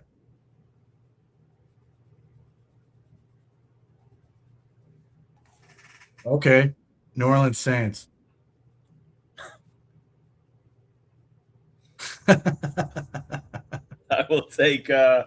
I'll take Chris Olave. All right. Now, I will finish up in the NFC West again. I need a receiver, and that's it. So am I getting Puka or am I getting JSN? This is bullshit. All right. Well, I'm gonna give you the ribs, so you could get the troubled Puka Nacua. Look, he kept a journal. He can tear your team apart from the inside. He kept a journal. He's fixed. All right. So last, but certainly not least, Daddy needs a quarterback. What do we got here? Let's go AFC West. I like this. Do you? Oh no! Oh no! I just did it to myself. Are you sure? Are you sure? Are you sure you're ready for the Denver Broncos? As soon as I said it, I'm like, you don't want Bo Nix. Like, what are you doing? What are you doing? God.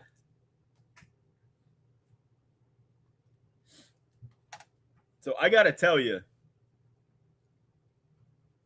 I don't think you're much better than me. What? I feel like it's pretty even. I feel pretty good about this. So, Really? Bo Nix, Jaden Daniels. I feel like mine was better last year. Yours was better as a rookie. We'll call that a wash. Okay. Okay. And then Swag Achan and receiving the Jeremiah AFC Love. Championship. Achan tears up the NFL, homie. Until Jeremiah does that for Arizona, I'm not impressed. I mean, David Achan's a very good player. I would say my offensive line is very good, and Jeremiah Love is a fantastic pass catcher. He's pretty good. So is Achan. Achan's fantastic. He's so good. I know he's a great runner. I didn't know how much he had off the top of my head. All right, so Puka and Olave is, I mean, it's Puka, but Puka's got some asterisks next to him. He's got some issues right now. Does he? Devontae Smith over Evans. I'll take Devontae Smith. Really? I mean, obviously everything depends on. Well, that's the thing. Are we doing like a 1-game lineup, or are we like building a dynasty here? Because if it's a 1-game lineup, yeah, I'll take 6'5" Mike Evans. Oh, you're right about Achan's receiving. He's got a lot of it. So yeah, that's a problem. Really good. So yeah, I mean, everything with Mike Evans is, can he keep playing at a high level? Can he get another 1,000-yard season? But either way, I have giant bodies at receiver. You really do.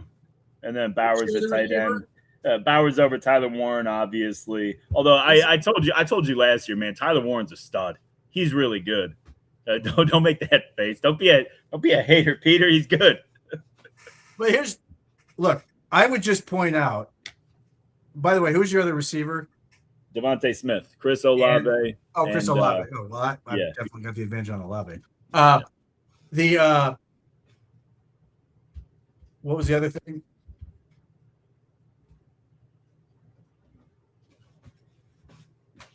What was the other thing I was about to criticize? Probably the Packers offensive line. No, well, that's definitely not great. Do you even know who's on it? The Packers offensive line? Not particularly, no. Well, the Green Bay Packers offensive line. They lost their left tackle. He went to Carolina, and then Elton Jenkins went to Cleveland. He sure did. So your offensive line from left to right tackle is Jordan Morgan, who was at guard before, Aaron Banks, Sean Ryan off his fresh contract extension, allegedly Anthony Belton. The rookie for NC State? Or is he in his second year now? Was he a rookie last year? The former second-round pick in the 2025 draft is entering his second year. And then your very good player, Zach Tom, at right tackle. Could be worse, buddy. Could definitely be worse. Could be better. All right, well. I feel very good about my team versus yours. Well, I don't find that fair at all, but either way. I get Max Ahanichor right as a rookie, just ready to maul people. All right, well, we're going to flip around. We're going to do this on the defensive side with the same amount of teams that we've taken out. We're going to go down. So all those teams are dead. Yeah, they all just keep getting chopped away. Okay. All right. Now, we are going to do a D end. We're going to do a D tackle. We're going to do a linebacker, a corner, and a safety. All right. Okay.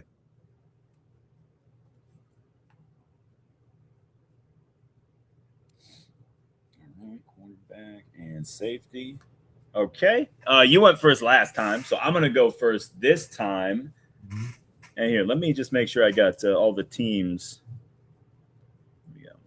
The NFC West is dead.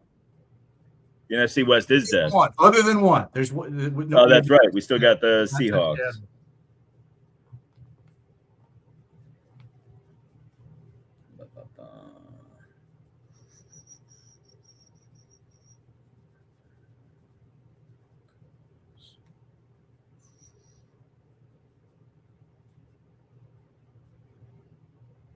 So wait, one D end, one defensive tackle, one linebacker, one corner, one safety? Yes, sir. Okay. All right. So I'm gonna go AFC North.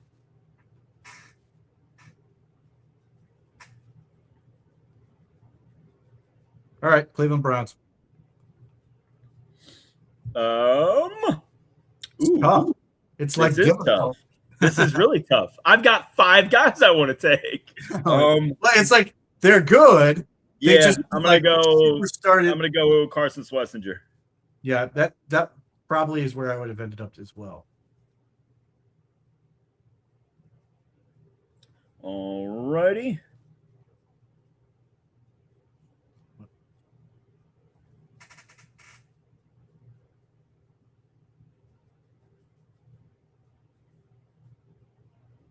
Oh, so based on that,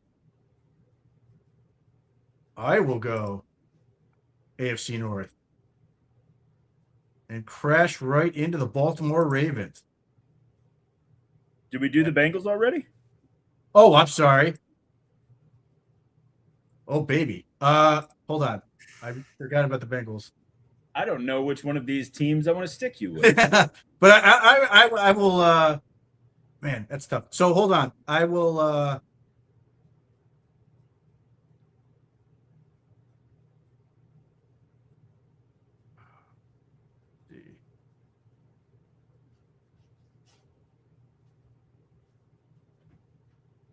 Hmm.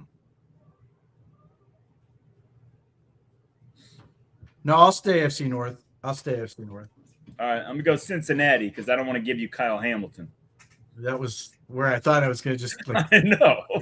I ain't giving you that. All right. So how do I not do this? I'm going to take Dexter Lawrence. Derek Knight's pretty good. Yeah.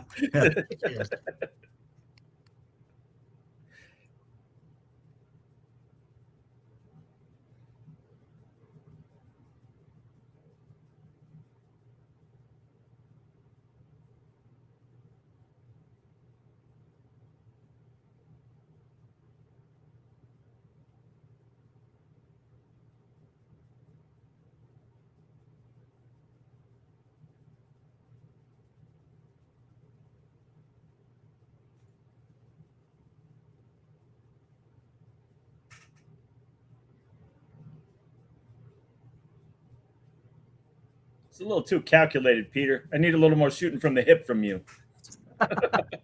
It's real tough when I know who's in the league.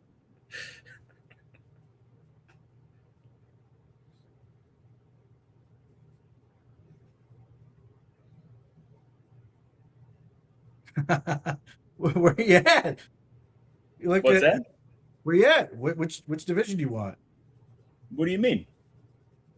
I just picked. Oh wait, who did you pick? I got Dexter Lawrence. Oh, I didn't even hear that. I figured that's what you were gonna do. I was too busy laughing about my Derek Knight joke to pay attention.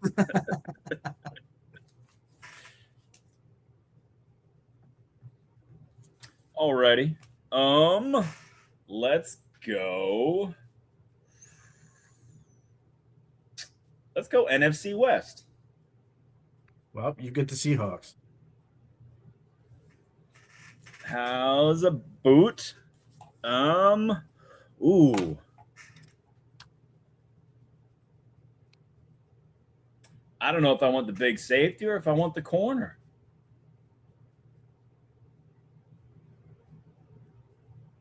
Spoiled for choice. By the way, I get Kyle Hamilton. What's that? While you're thinking about it, just know that I'm getting Kyle Hamilton.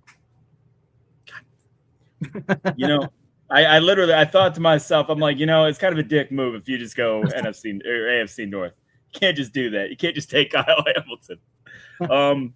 Yeah, I'm gonna go Nick Emanwari. Wow. Upset. Yeah. He's a good player though. I love his game. Yeah, no, I like him too. Who'd you think I was taking the corner?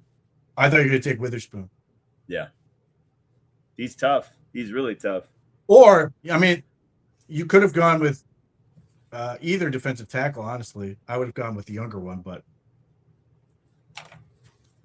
nevertheless. Alrighty, so you go Kyle Hamilton. AFC North is done. The NFC West is done.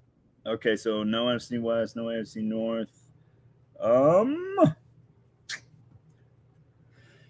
go. Let's go NFC North. Okay. North. Oof.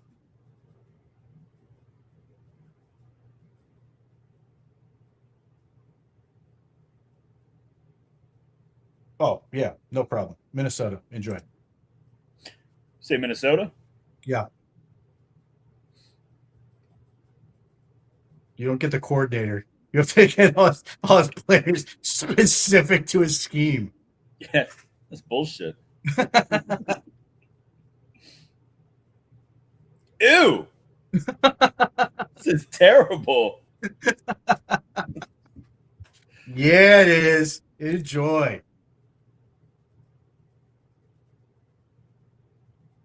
God. I mean, like I was gonna say, could I take Dallas Turner as an edge? But like, God. There's only one answer as far as I can see.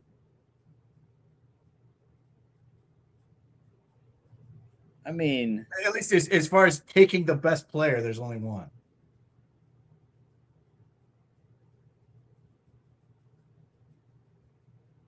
on defense, Yeah, and I don't think you wanted to. Byron Murphy. I don't think you would have used that position on it.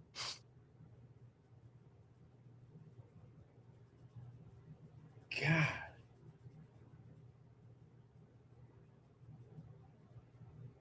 Yeah, I don't know, man. This You is know gross. you want to use that edge spot on Andrew Van Ginkel. What'd you say? You know you want to use that edge spot on Andrew Van Ginkel. No way. No way. Although I do love me some Van Ginkel. No, I'm gonna go. I'm gonna go all potential. Give me Caleb Banks.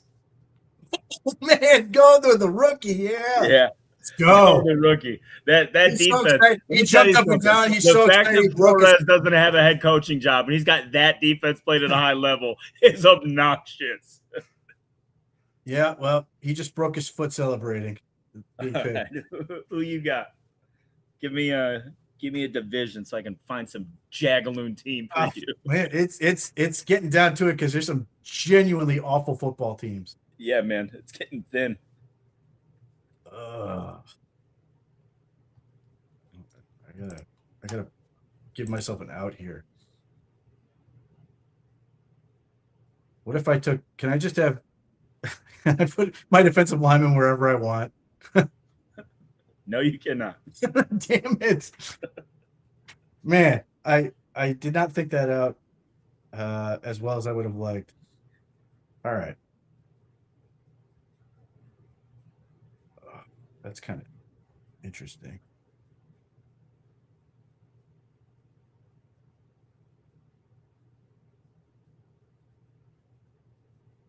Man,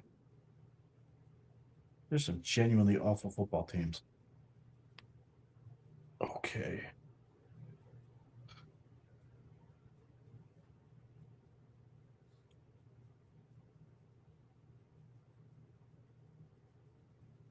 I'll go.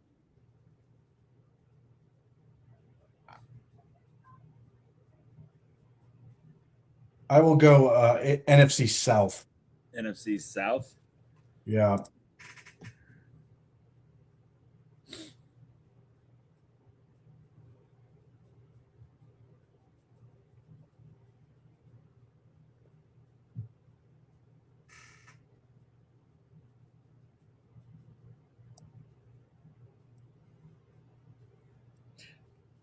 Let's go Panthers. Beautiful. I'll take JC Horn. God damn it. I was worried you were going to stick me on a different team, and I was going to be in trouble. Well, I figured you need an edge, and either Atlanta or Tampa, you're getting either Ruben Bain or Jalen Walker. Yeah, Atlanta would have been great. There's a lot of things on Atlanta. I don't know if I love Ruben Bain being my edge representing my team. Ruben Bain is the man. He's so tired. Football. Let's put it this way: would you rather have Ruben Bain or would you rather have JC Horn? Ruben Bain. Okay, now you're just saying stuff. All right, go ahead. No, first of all, I don't know how much we've actually talked about this. I like the cornerback position is the most overrated in the NFL, if you ask me. I take a guy that gets to the quarterback over secondary player 10 times out of 5. All right. Well, who do you want? All right, let's go.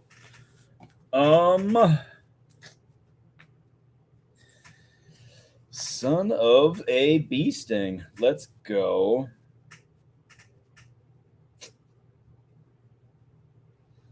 Let's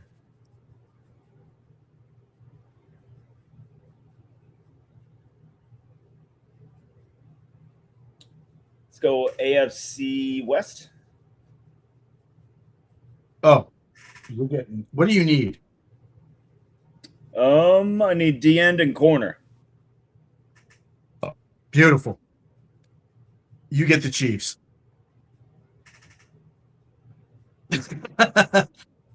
I'm gonna have the youngest defense ever. Yep. Yeah. I figured you'd be going on a rookie. I really, I do really like George Karlaftis though. That's my holdup. Okay. But Mansour Delane. Okay. So.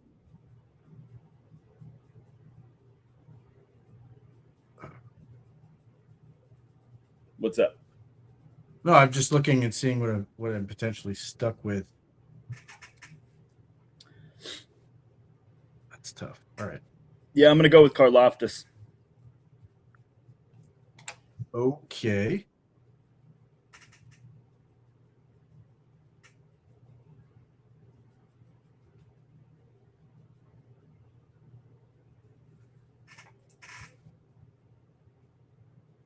You don't want to end up there.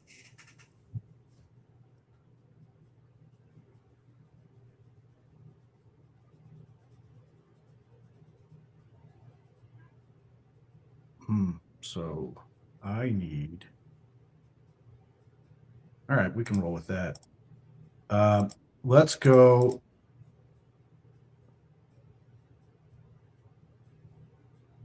Man, stinks. All right. So I need.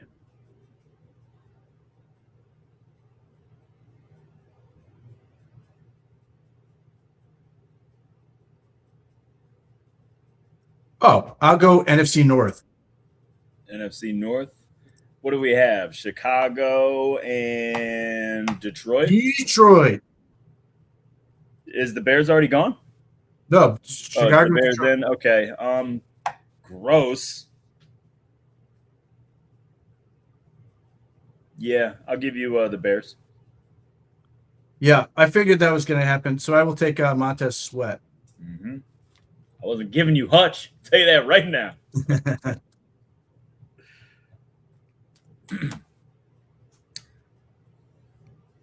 Okay.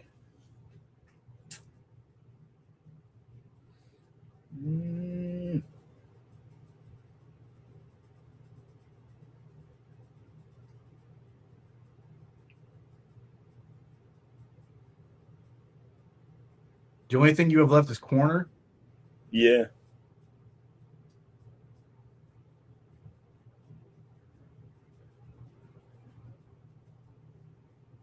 Come on, baby. You know which division you want to pick for me. What's that? Come on, pick your division. Come get you whooping. I'm thinking about that. Because it is. Listen, you're dead either way. There's 3 divisions. You are just absolutely screwed, which is great for you because corner doesn't matter anyway for you. So enjoy. I'll go NFC East. Yeah, Dallas. God damn it. What's his name? Bland. I'll take Bland. Yeah, enjoy. All or nothing. What do you mean? All or nothing. Shenanigans. I've got size. I got physicality. I got playmaking. This defense is tremendous. All right, who you got, Pete? I have a question. What is Abdul Carter?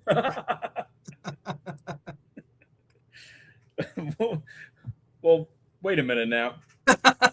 Wait a minute now. All I have left is linebacker, so I'm That is asking. all you have left. We haven't done the Giants. No. Now, I personally consider him an edge, but Yeah, that I might guess not be the case. I I think they do run a 3-4. They got him listed as strong side linebacker. Yeah. You going Abdul? Regardless, let's see. This actually, I might end up.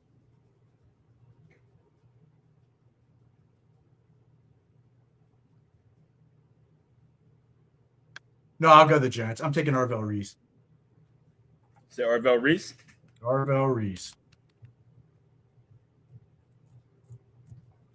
Well, I feel like our offenses were closer than our defenses. Your defense is a little better than mine, buddy. A little bit. I misplayed a couple of those. So you got Montez Sweat, Dexter Lawrence, Arvell Reese, J.C. Horn, and Kyle Hamilton. Correct. That's a big old FU. That's a pretty damn good lineup right there. And I've got George Karlaftis, Caleb Banks, Carson Schlesinger, Deron Bland, and Nick Emanwari. You let me do that. If we're going on potential, there's a real strong chance for me. I'm a big Caleb Banks guy. If he can get that wheel right, he'll be okay.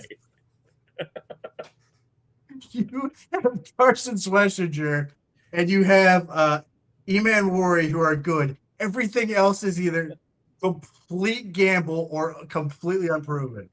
First of all, George Karlaftis is a tough ball player. He's a Super Bowl champion. He's a good run defender. He's got a high motor. I don't want to hear it, Pete. He's a good player. Don't you dare talk trash about George Karlaftis. The thing is, I loved George Karlaftis in that draft. I was like mad with the Browns. He's good. I wanted him instead of Greg Newsome.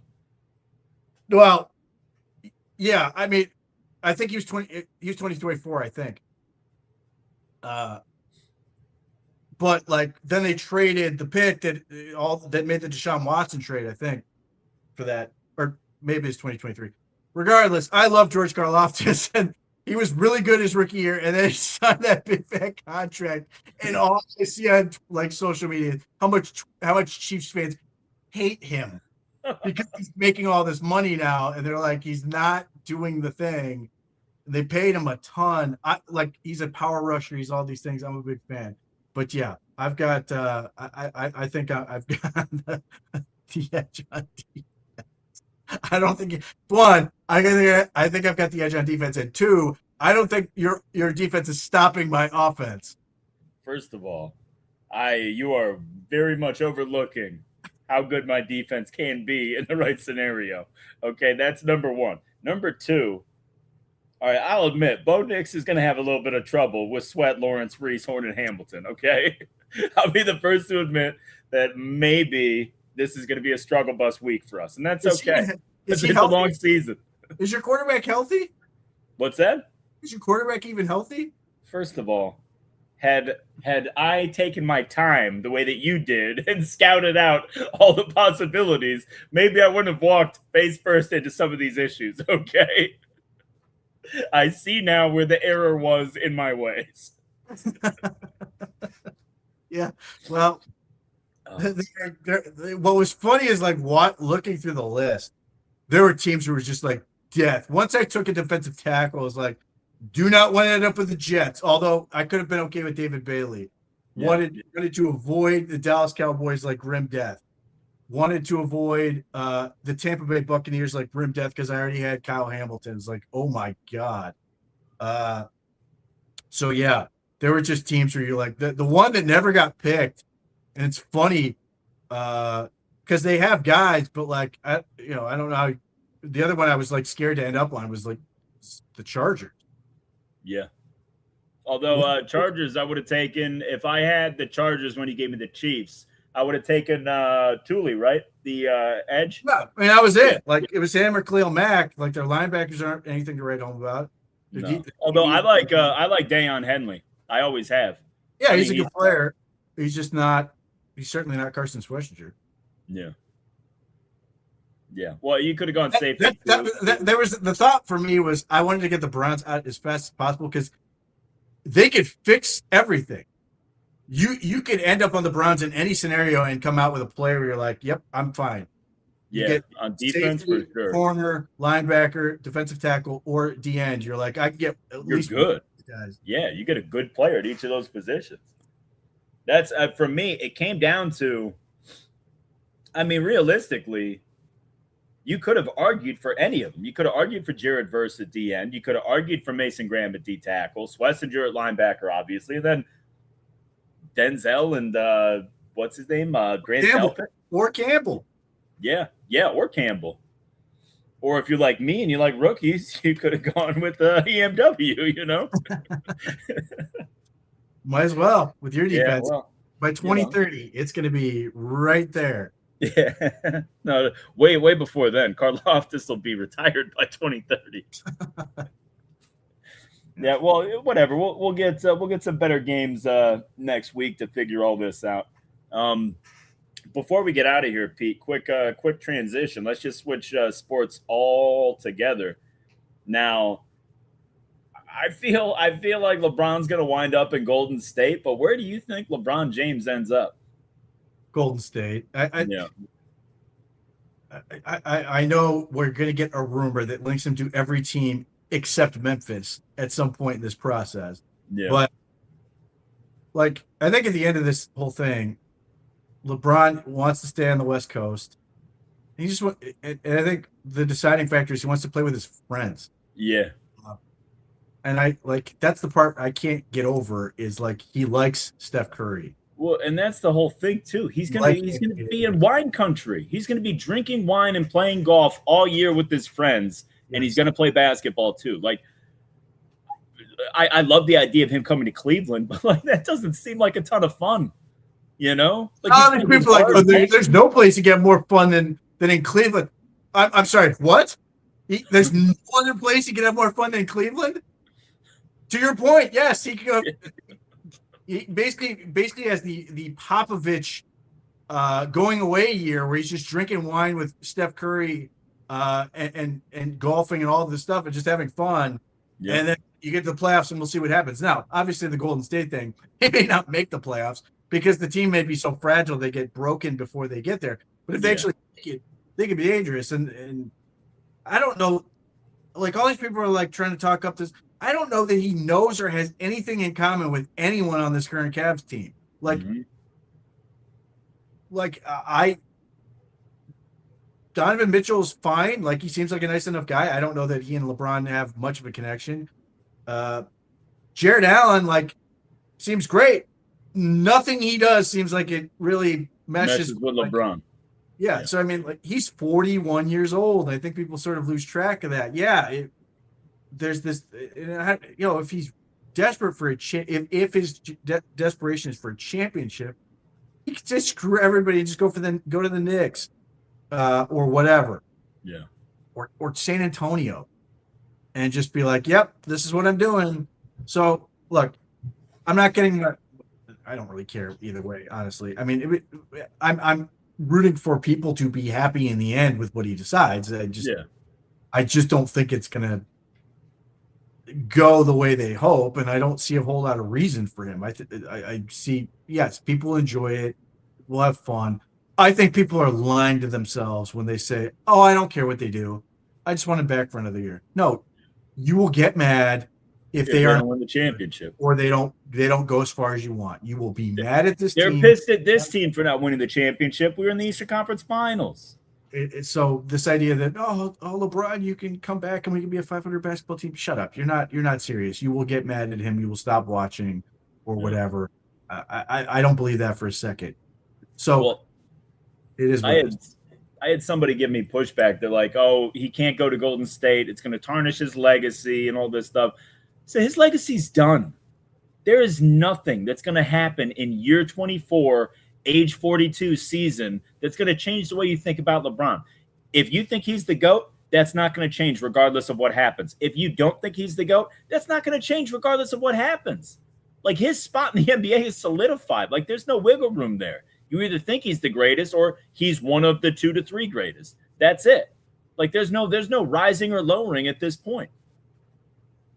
Yeah, I mean, I think the whole thing that sort of, I guess, distinguishes Jordan from him is the perception that Jordan never left to win.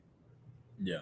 Said, I'm the place, figure it out around me and I will make it work. And LeBron doesn't get the benefit of that because yes, he did win in Cleveland and all that, but he also sort of manipulated a situation with the Heat. He sort of manipulated a situation with the Lakers. There's nothing wrong with that, but like if you're trying to manipulate his situation coming back with the Cavs. Yeah, if you're trying to hold something against him, you can always point to the fact that Jordan or the Celtics teams, back when the NBA had 6 teams or whatever, like they stayed together and they made it work. Like the NBA is different now, and players migrate more, but nevertheless, Jordan owns this rarefied air, and Tim Duncan does to a certain extent as well. Him and David Robinson, they were career players with those with the Spurs. Everybody else is sort of moved around, so if you can always hold that over LeBron's head. But at the end of this, I just don't know how much people care. Now, I do think people will be very upset with LeBron if he does sign with Golden State, just because of the rivalry and everything else, and him playing with Draymond Green would legitimately drive people insane. And Steph Curry to a certain point, but like those guys are far more relatable to him and his era than anything else. So I would be stunned if he chose Cleveland. I'd be happy for the people who want him to. Yeah. The other thing about this is I don't know what the end game is. Like how are they going to make this roster work around all of this to make it work? Well, you see that Harden is holding off on signing his new deal, so they have flexibility to sign LeBron. That's the rumor. Yes, I get that, but like my whole thing is like I'm basically hoping that James Harden just forgets to sign his extension and just I don't think that's going to happen, brother. But I'm right there with you. Although I will say it's almost strategic, even if they're not totally after LeBron and they don't think they have a chance at LeBron or anything like that. I think it's very strategic for Harden, who's not beloved, to put it out publicly. Hey, I'm going to take less money to get LeBron here.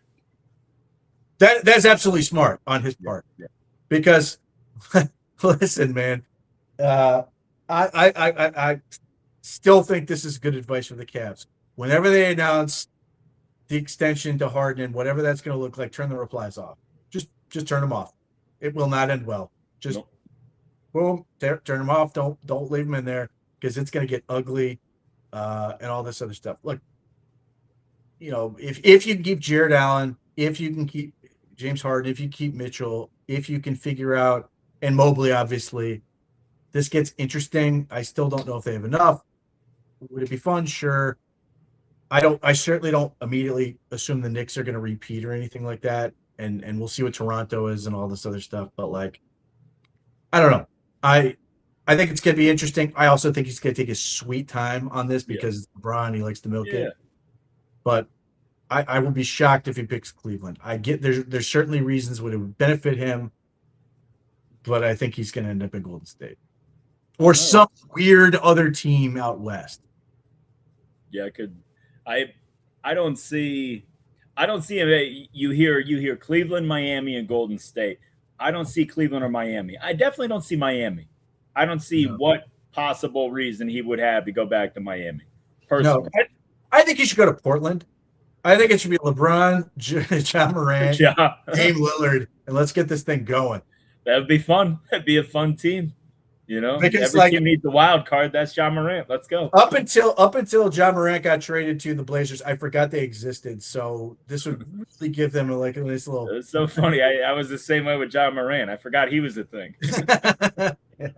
Either way, man, great show as usual, Pete. Thank you guys for sticking with us. Always a pleasure. Thank you to the OVR Streaming Network for hosting us. And guys, we'll be back next Tuesday. Be very safe this weekend for 4th of July and enjoy yourselves, guys. It is always a pleasure.